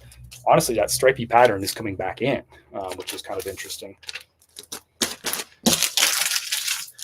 And it does really well for me in Ralph Lauren, actually. But so we'll see. Maybe I'll start seeing those patterns pick up again. Maybe that's a sign of good things to come.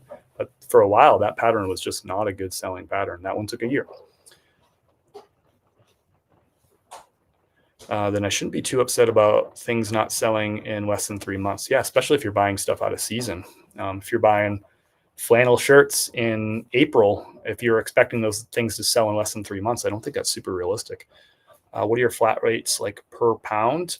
Shirts, on eBay, my shipping rates, I think that's what you're asking. $6.95 for shirts, $8.95 for jeans and sweaters, and lightweight jackets, and then $9.95 for blazers and heavyweight jackets and shoes. And then suits I do like $12.95, and like big heavy jackets like that wool one I'll do $12.95. So $6.95, $8.95, $9.95, $12.95. That's just the way I do things. Doesn't mean that's the right way. Yep, got that one.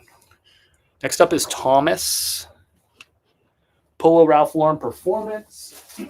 This sold on a nifty best offer, $22.50. So I had this listed for $24.99. And Nifty sent a 10% off best offer on this one. Got it out the door. Performance, see how it says Classic Fit Performance?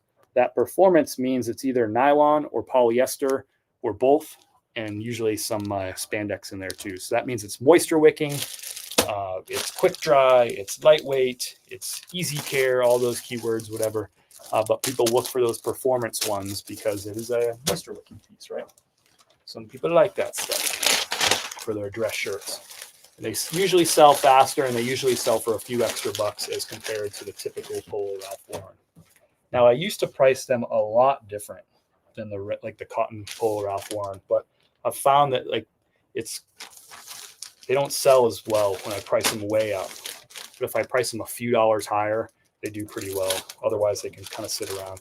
So the gap between like the performance and the cotton, to me, has shrunk, it seems. I just don't list them for as high anymore for that reason. So I used to list an item like this for like $28 or $29. Now I list it for more like $25, and then I get that 10% off offer from Nifty, and it goes at $22.50. So that's just what I've noticed over time. It used to be a faster seller for a few extra more bucks, but it's still solid. But just, I feel like it's come down a little bit. I still love finding them. You're welcome, Christine. You're welcome. Next up is a Levi's, another one. I think we have 3 or 4 Levi's. Still got more Levi's coming too. Levi's 505, 42 by 29. So this is the most common Levi's that I find in my area, the Levi's 505. Big size here, 42 by 29. This sold on a nifty best offer, $20.89. A lot of nifty best offers this weekend. Nifty made me a lot of money, my little virtual assistant there this weekend. I didn't have as many sales on other platforms. Like Poshmark was slow this weekend. Mercari was its usual slow. But the best offers, like the auto offers thing this weekend was like wild and crazy. Literally, the last item was on it. This item's on it, was a nifty best offer. The next item is a nifty best offer. And the next item after that is a nifty best offer, like an auto offer, which is crazy. There's a lot of them.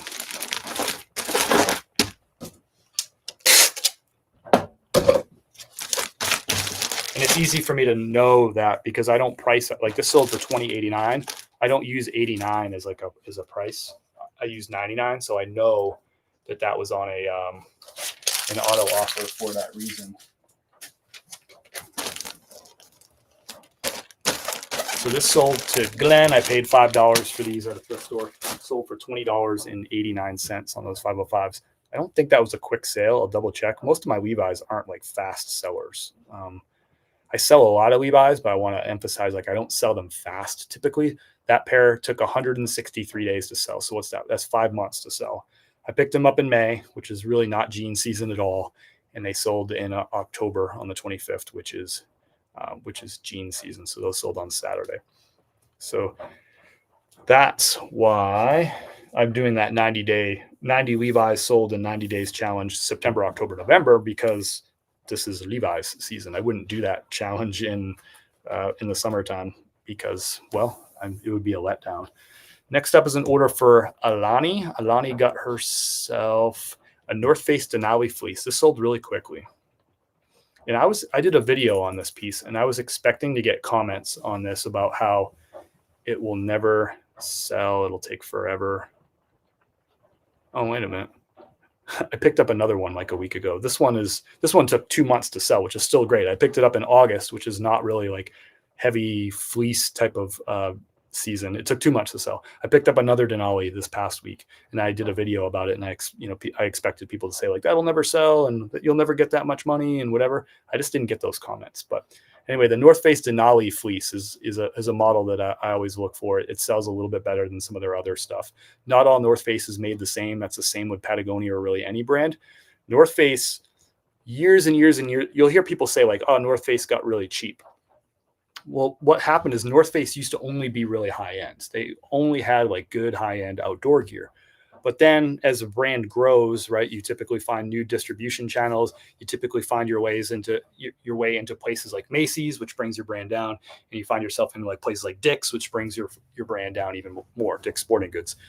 And so North Face did that because there's a lot of sales to be made when they make cheaper model stuff. But North Face still makes high end stuff. You know, if you find things like their Summit series, or if you find like Goose Down 850 puffers, you know, they still have some of the premium model stuff, which is really, really good. Like, and has great reputation in the outdoor world, like for people who are doing like really legit, you know, outdoor stuff, like big time climbers, backpackers, people who are doing, you know, alpine expeditions and stuff. They have high end North Face stuff still, but they've just packed the market by selling at like Macy's and Dick's Sporting Goods with some lower scale items too. But there's still really great North Face out there to find. The Denali is somewhere in the middle. It's a solid kind of everyday piece. It's not as cheap as some of the cheaper stuff. It's certainly not as expensive or high end as some of like their Summit series stuff. But anyway, this sold for $29.70. I don't know if this information is even interesting to you at all. I love getting into like the nuance and the nitty gritty of some of these brands. And I know more about, this is kind of like my sweet spot, these outdoor brands, because I've spent so much time skiing over the years, hiking, backpacking, climbing, that this is the stuff that, you know, I wore a lot of North Face stuff to keep me dry and keep me warm, and doing some serious stuff outdoors where there's consequences for getting that stuff wrong or wearing the wrong gear or whatever, right? You want your gear to hold up. So I tend to know about a lot of this stuff. This is how I got into reselling. Is I was living in Denver and specifically looked for these brands that I know, like North Face, like Patagonia, like Cool, like Outdoor Research, all these outdoor brands that I've wore for years, like Smart Wool, like Icebreaker, and that's kind of where I started. And I sort of learned out from there. I didn't know much about blazers and suits at all. I didn't know much about golf apparel because I've never really golfed much in my life. So I just had to learn those things. But I started with outdoor apparel and clothing because that's what I knew. I also knew a lot about like shoes and boots for like hiking and running and trail running and all that stuff. So that's where I started. And I also lived in the city of Denver, which has a lot of outdoor people, and therefore you have a lot of outdoor apparel. So it was starting with, what do I know? What does my market offer me? And that's where I started. I didn't know about all this other stuff right then. You don't have to. You should learn every day, but you should start with where you're at. And you should build your business around something that's available pretty readily in your market. Good news is we live in the mountains again here in Asheville, North Carolina, and I still find a lot of this stuff. Not as much as I found it in Denver.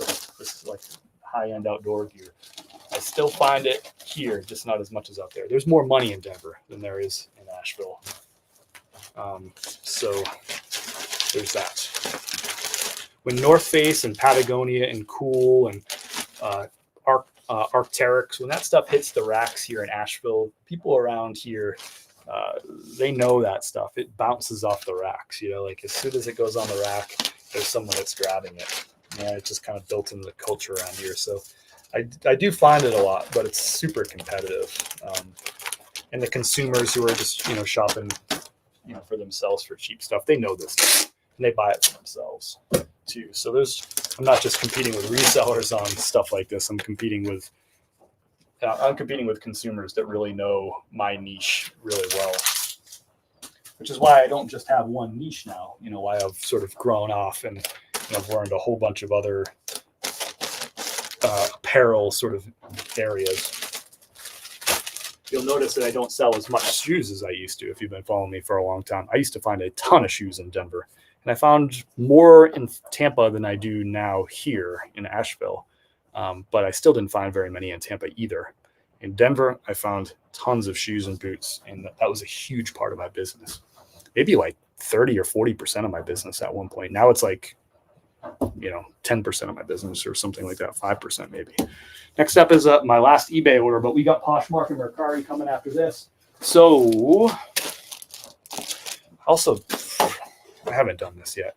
Do I pick up AG jeans and pants? Yes. And I always suggest that people, particularly when you're looking at jeans and pants, that you comp the model. So don't just look up AG jeans and look at the sell-through rate and look at recent sale prices, but look up AG jeans in the model. So for instance, the Everett, look up AG Everett, but then don't stop there. Also look up the size too, because you can find some sell-through rates.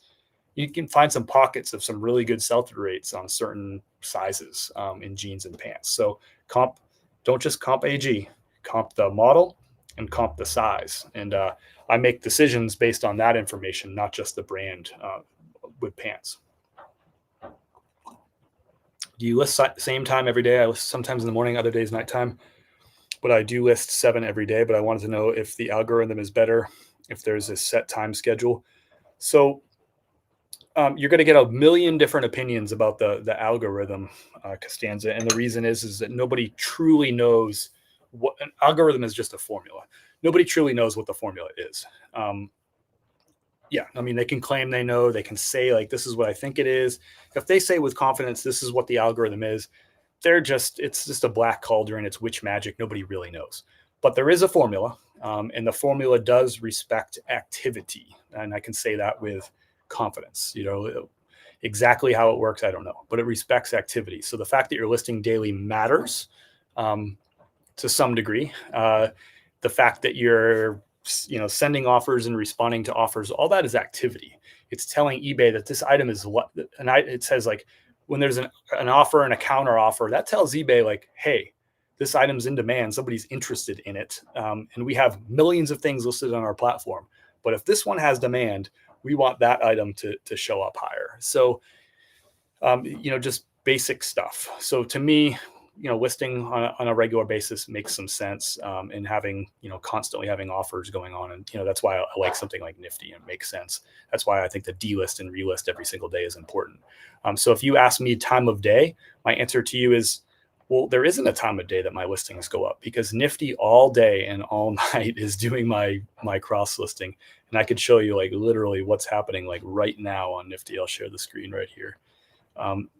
There is no time of day where I don't have listings going up, just because, here we go. So if we look specifically at eBay, I've already had 10 items that are new listings. So they've been taken down and Nifty has put up a new listing in its place. That's happened already 10 times today. It's 234, and that'll happen throughout the rest of the day. I wonder if I think I can look at these, right? Yeah, so you can see.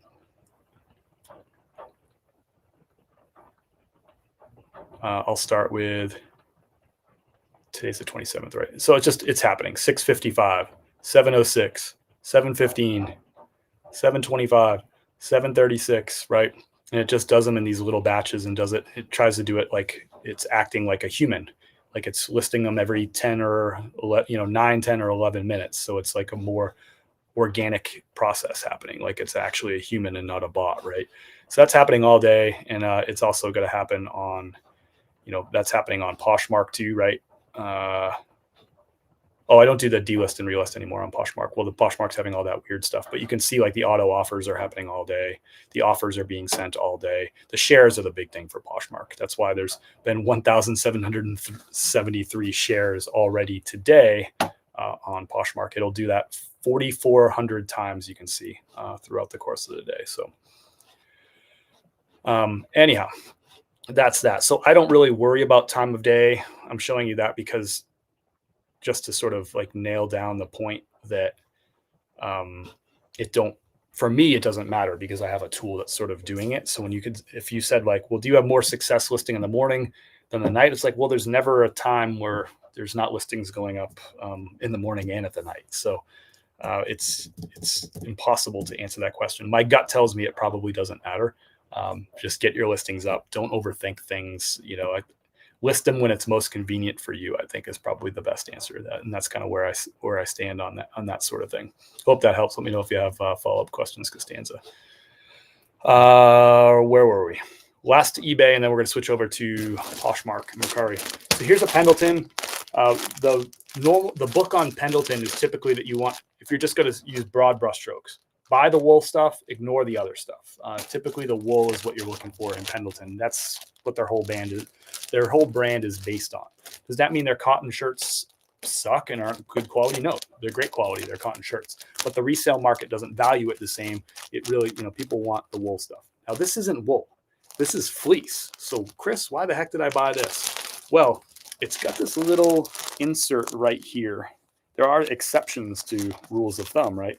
But you can see that's a pocket. So a chest pocket with a zipper, and it's got a little wool insert. That's what that is. It's made of wool. Kind of strange if you ask me, but a nice little plaid accent like that on a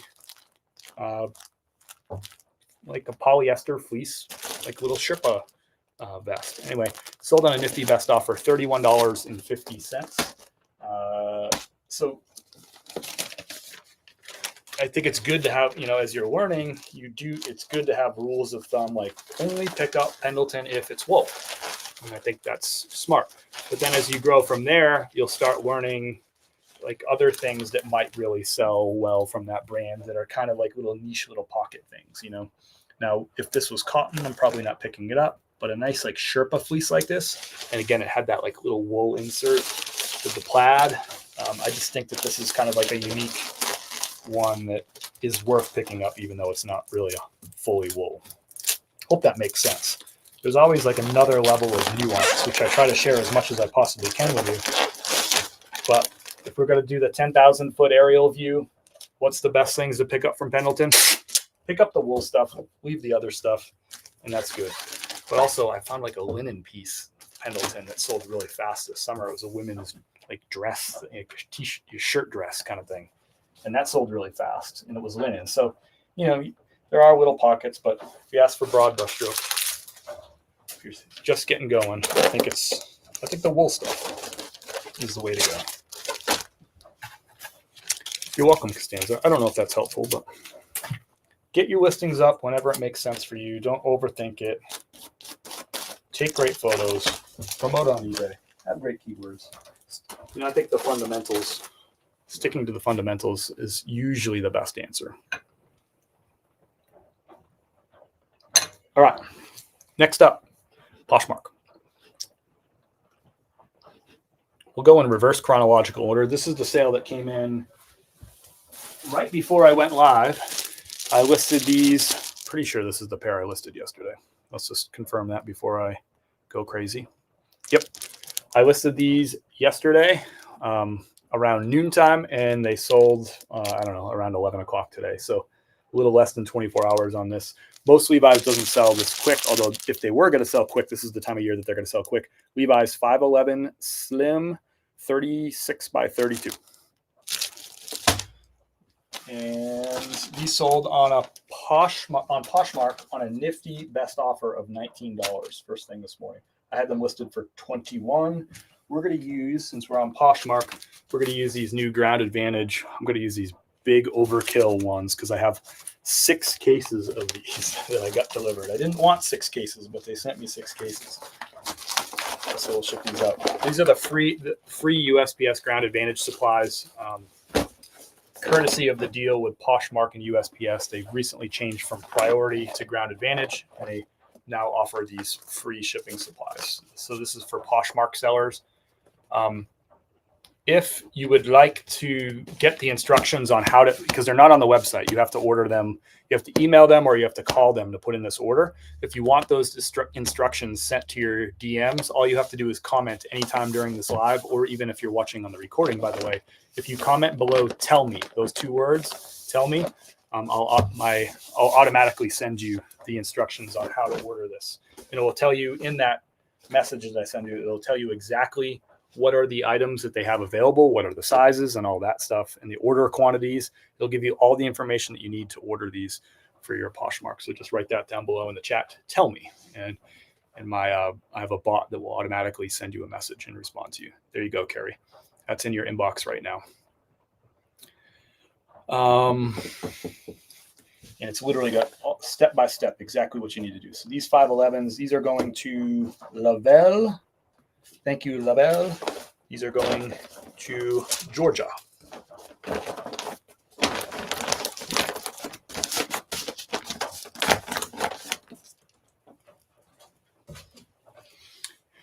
You probably already know that I like tools that help me save time in my business. And so I recently invested, like a month or so ago, I invested in a new tool to help automate some things on social media for me.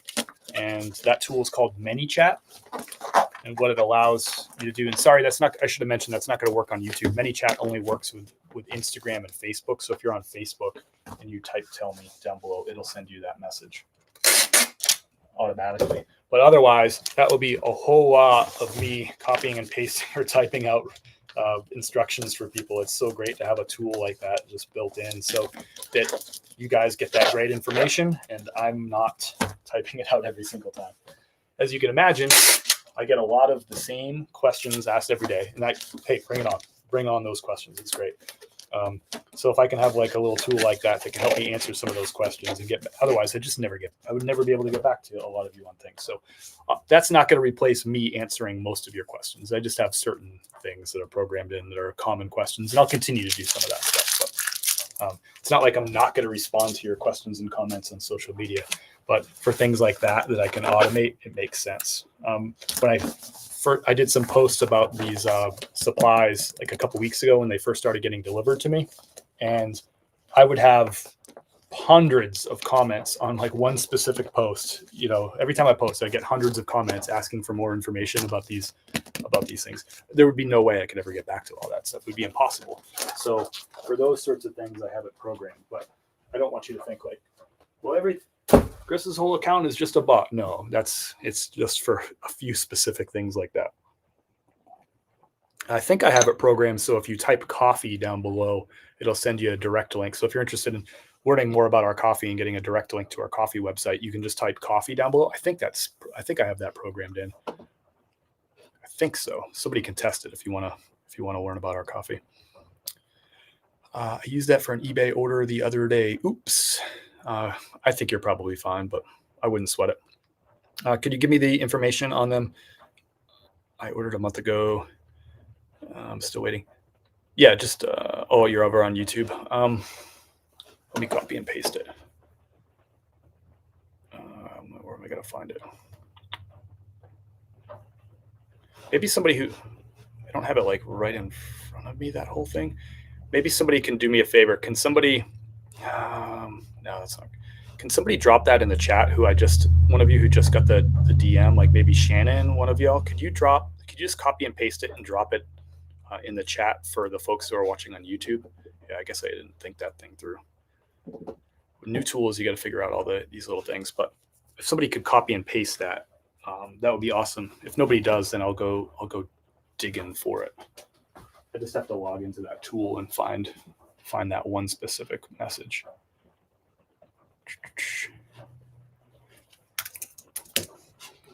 Let me know if somebody can do that. That would be super, super awesome. Next up is a BKE. So this is a mistake buy. This brand I'm like really selective with. If you're not cross-listing and you don't have automation tools and you're not promoting on eBay, I would probably just stay away from this brand, or at least 99.9% of it. I pick up some pieces from it. The reason I picked this one up is it's got a nice plaid pattern, which is definitely on brand for BKE. It's a good size extra large, and it has the Western pearl snaps. That's why I picked this up, and it was cheap. It was $5. But I got it home. It had a flaw, so I was really honest about that flaw in the item title, in the description, and I did close-up photos with a pointer pointing right at the flaw, and I listed it for $14 below at the bottom of the market, and I got an offer yesterday for $12, so I moved it. So I paid $5 for this. I didn't intentionally sell something for $12, but we're gonna make mistakes in our business. You get things back home and you put them in those photo lights, and them photo lights are going to show you all the mistakes, those things you miss in the thrift store. So still able to sell this item, get it out the door, get my money back, made a few dollars profit on top of it. And this is going to Shannon. So bringing home flawed things, not the end of the world.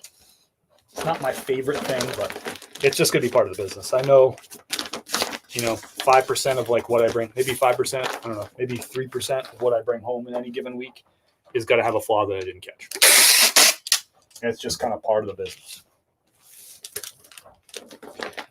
When Kim was doing a little bit of more listing for us a while back, she'd be like, "Oh my, Chris," she'd be like, "Oh, like this one's got a flaw." Like, she'd be like, she was like upset, but she's kind of like, "That stinks." It was a good piece, and I'm like, my reaction at this point, I've been doing this for 7 years. I'm just like, "Oh, whatever, it's fine." Like we'll just list it. We'll note the flaw, and it's just part of the business. Some percentage of our stuff is got to be flawed, and I'm pretty unemotional about it. It's kind of like returns. It's just built into the business. It's got to be 3% of the business, whether I like it or not. And I just try not. At this point, just don't get too emotional about returns or flaws. It's just kind of part of the biz. I know no matter how much attention to detail I have, I'm still going to miss some stuff. The thrift stores usually have terrible light and all that stuff. I guess nobody's got to send that for YouTube. So give me a second, Desert Rain. I'll find that thing. I just got to log into that and dig through and find it.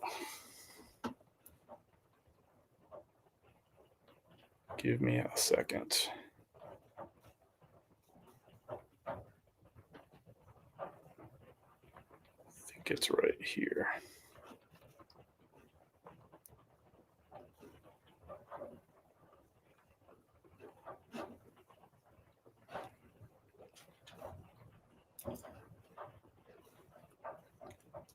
Polo Ralph Lauren is my most popular brand. It has been all 7 years I've been in this business.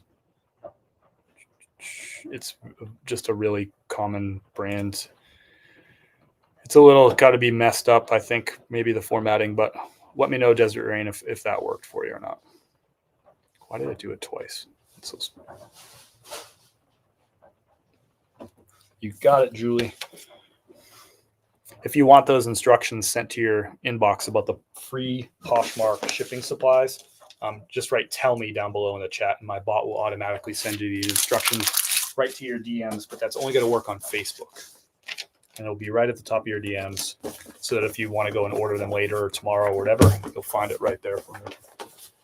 It's a bunch of information, as you can see, so that's why it's easier to have the bot send it. Same. Nice. I like it. All right. Next up on Poshmark is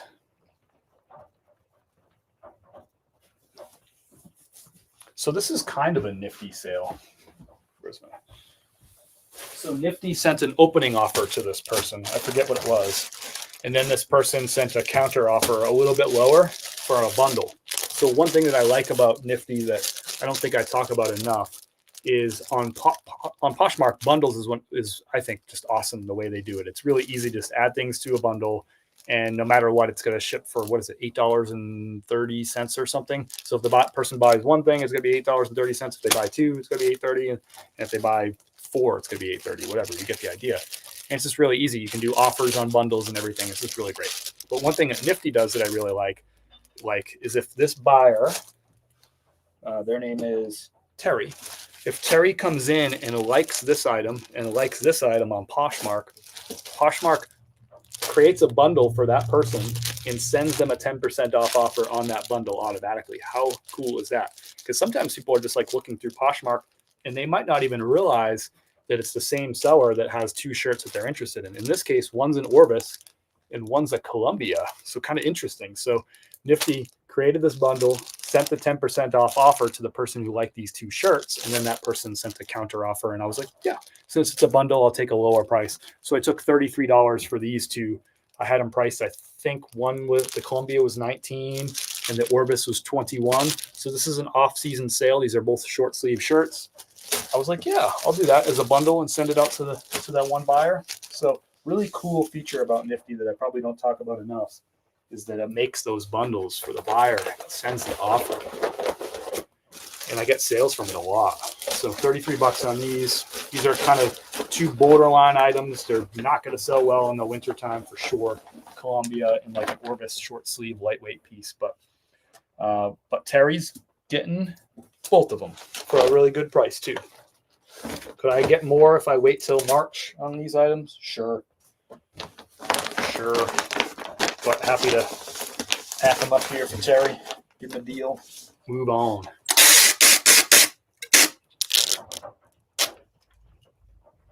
Oh my gosh, these people.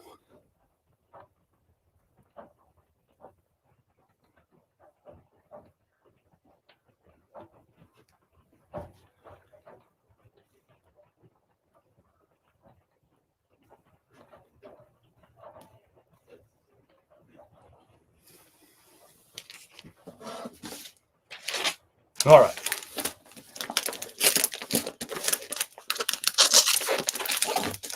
You're welcome, Desert Rain.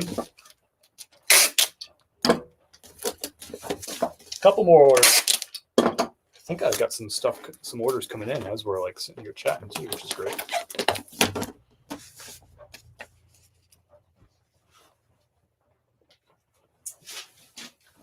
I typically wouldn't use this for like a couple of shirts, like these big padded envelopes, but I got 6 cases. I got to use these freaking things. Next up, pretty good sale right here. Peter Millar hoodie. This one is called the Lava Wash hoodie right here. That's the model name. You can always look up the model name of Peter Millar by looking up the style number. The style number on Peter Millar is always on the inside tag right here.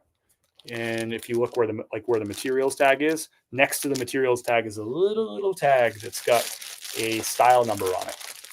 And if you Google that style number, you can usually find the item. This one's called the Lava Wash hoodie. I do that every time. I find Peter Millar, and I always put that in the item title so that somebody who's looking for this item, maybe brand new with tags, it's probably a $120 hoodie. That as they're searching Google, they might come across my eBay or my Poshmark listing, and they could be like, man, $35, that's a deal for that same hoodie in used condition instead of brand new for 120. So that's my thought process there. That's why I always put, if I can find it, that's why I always put the actual model name in there. And Peter Millar is one of those brands that is really good about having a style number on just about everything.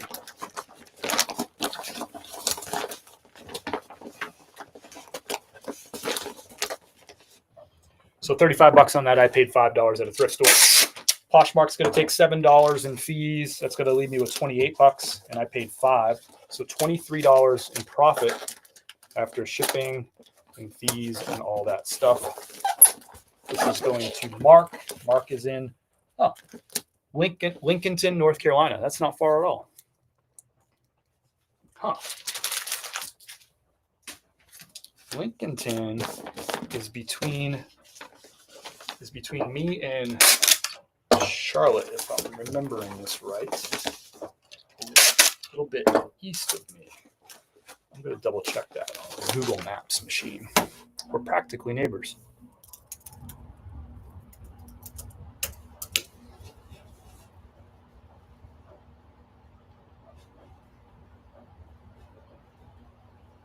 Yep. It is literally due east of me, between me and Lake Norman. It's northwest of Charlotte. I've done some retail arbitrage out that way. Lake Norman is north of Charlotte, and it has become a really big growth spot for big homes and people with a lot of money. For years, it's been where a lot of the NASCAR drivers live in that area. So towns like Davidson, Cornelius, Mooresville, Denver, Troutman, those places are growing all around Lake Norman. And it's like a lot of like high end, because you can commute into Charlotte. It's not very far.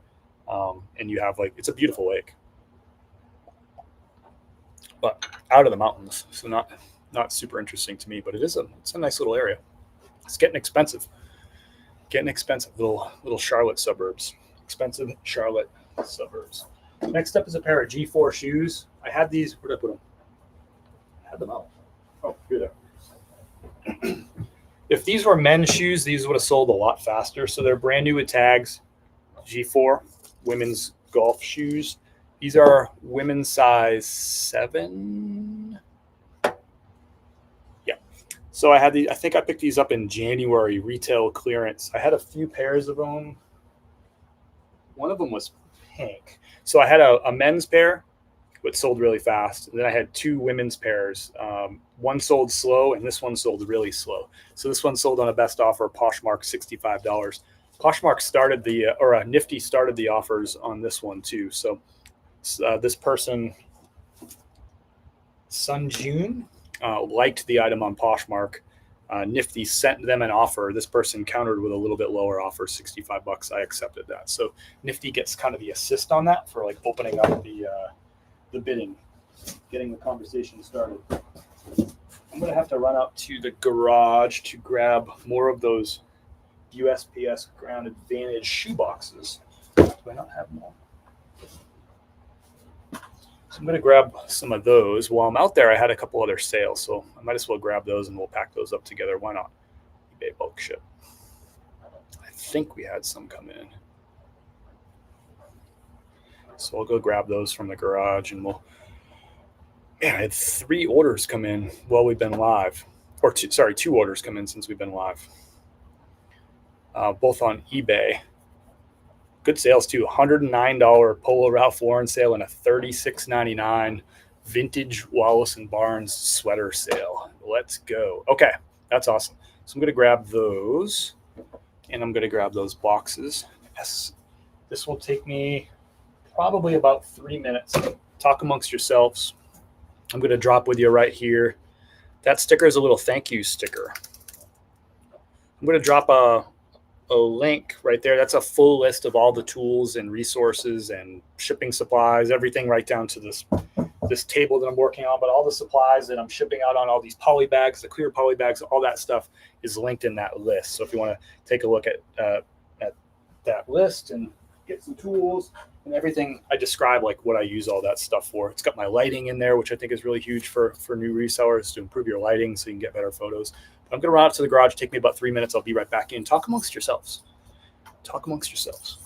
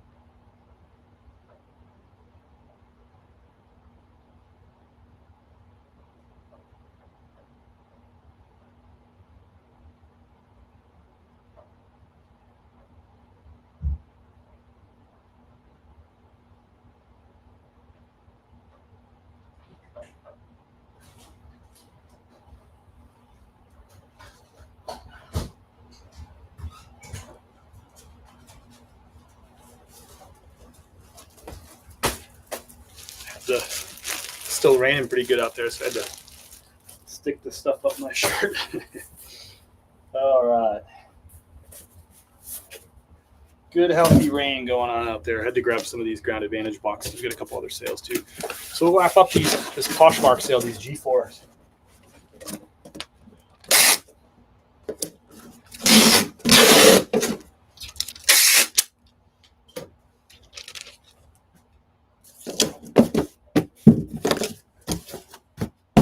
All right.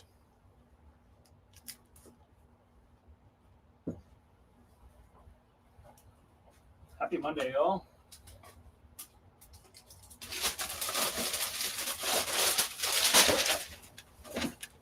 That didn't really exactly go as planned. I'm going to use some of this tissue paper, Scotch paper. I don't know what you call it, paper. Just to wrap these shoes.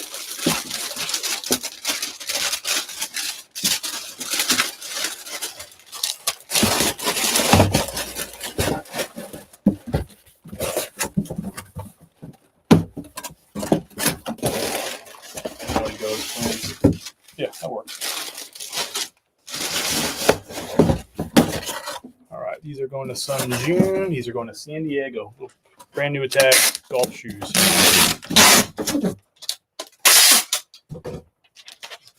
A lot of golf brands, the reality is they sell better for men's than women's.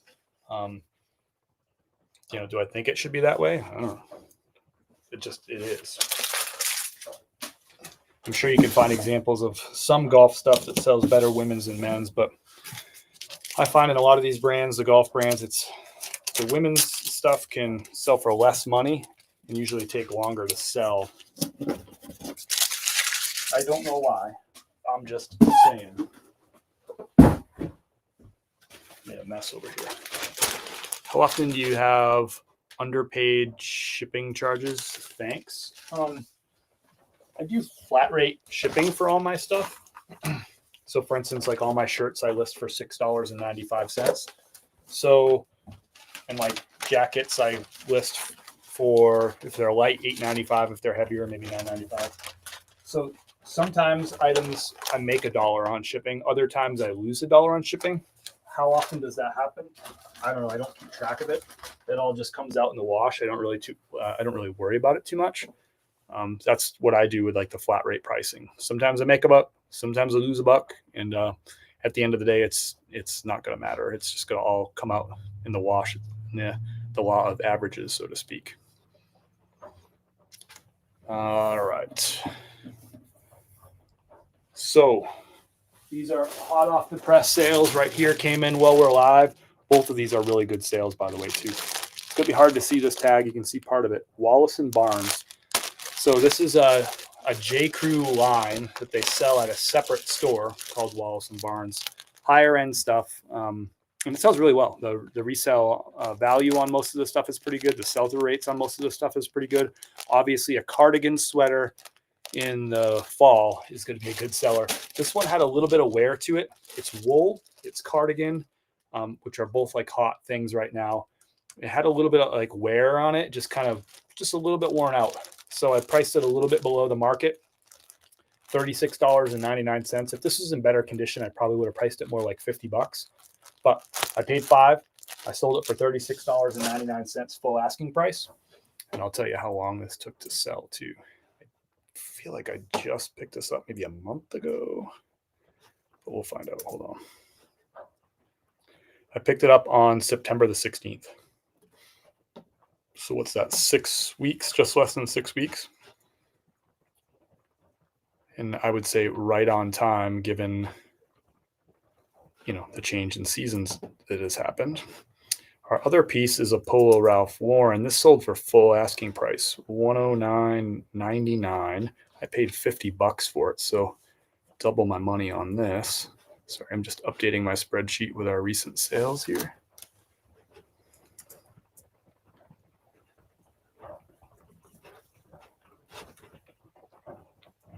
And these both sold on the 27th. They both sold on eBay.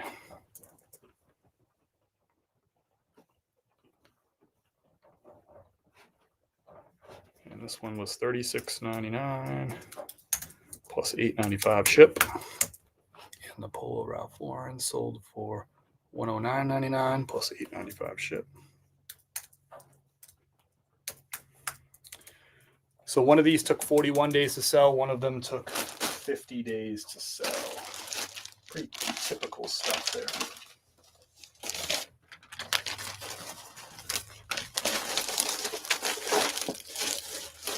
Definitely keep your eye out for that brand, Wallace & Barnes. I don't find it a ton, but I actually have found 2 pieces this fall from Wallace & Barnes, which is probably a lot for me, honestly. It's not the most common thing out there. So this is going to, I don't know how to say this name, Alexi. Guys, how were sales this weekend? Do you have something that's worth sharing, like a sale that you're excited about, or you find something in an estate sale or a thrift store that's worth talking about? I want to hear about it.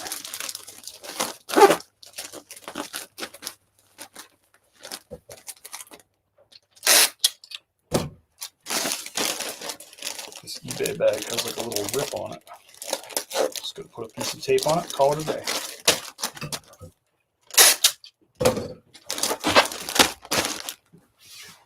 So this is going to weigh in at 1 pound, 15 ounces. Good. And this one is going to weigh in at 1 pound, 15 ounces. Good. All right. So let's print out these shipping labels. I buy all my labels right through eBay. Welcome in, welcome in. If you're just popping in too, we're getting to the end of this live, which means I'm going to end it. And as soon as I end it, this will be available as a replay so you can watch back all the sales from the weekend. We've already shipped out 33 items, and we did that all live and talked about sale prices and little nuances of all those items.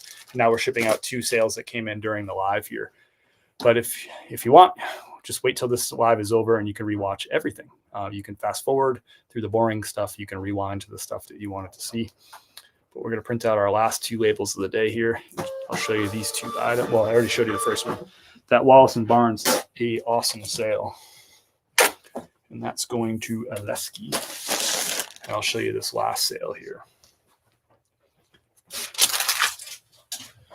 I've strung together 3 really strong days of sales, which is encouraging. It's been a roller coaster of an October. And but a good, like every day, Friday, Saturday, Sunday was just good and strong. This next one, Polo Bear.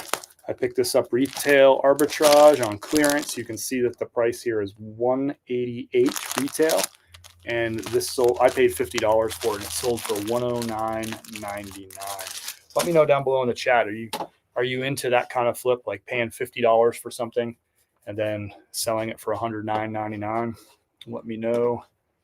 I sold actually 2 of that same exact hoodie. So I bought 2 of them for $50 each, same color, same size.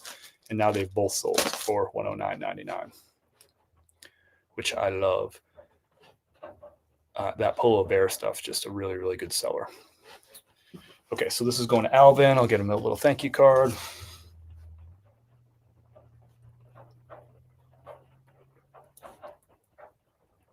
There it is.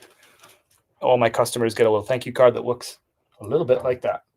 QR code, it's got my website on it. It says thank you, and then I just write a quick, their name, my name, thank you, and that's that. Couple of seconds. It cost me, I think, 3.5 cents for each one of those cards. So a small investment of time and a small investment of money to try to create a customer experience. It's just a little bit better than than what they get from some other sellers. When you're operating in a really competitive environment. Reselling clothing on eBay and Poshmark, very, very competitive market. You got to look for like little ways to get better. In any business, you got to look for small little ways where you can be 1% better than your competition, and that gives you some little advantages. So one of the ways I've always done that with my business, we're 7 years in, is I give somebody a little thank you card and invite them back for more. I package things well. I ship them fast. You can see right there, I got a sticker on the outside. Oops, got a sticker on the outside right there. Again, inviting them back for some more, thanking them, QR code, website right on there. Just look for like little, in any business, you just look for these little ways that like, can I put a little bit of energy and a little bit of money to try to give myself a little bit of edge? And then, yeah, when you have like a lot of things listed and you're selling a lot of things, a little bit of a 1% edge can make a pretty big difference in sales, right? One time I bought a Starburst clock for $150 and sold it for $180. Freaking love that. Thank you for sharing. What a great sale. Let's see if we got any Poshmark action that came in while we were live here. No more Poshmark action today. So that's it for today. Appreciate everybody hanging out. We go live every Monday morning. I give you a good, honest glimpse into what's going on in the business. Hopefully you walk away with a tip, a trick, or a perspective, maybe, perhaps. And I hope that happened today too. As soon as this live is over, you can rewatch this on Facebook and YouTube. You can rewind, you can fast forward through the boring stuff, whatever. You'll see all the sales. I think that's 35 sales now that we shipped out on this live. So try to give you as much information as I possibly can. Really dug into the nuance. I love the nuance of this business.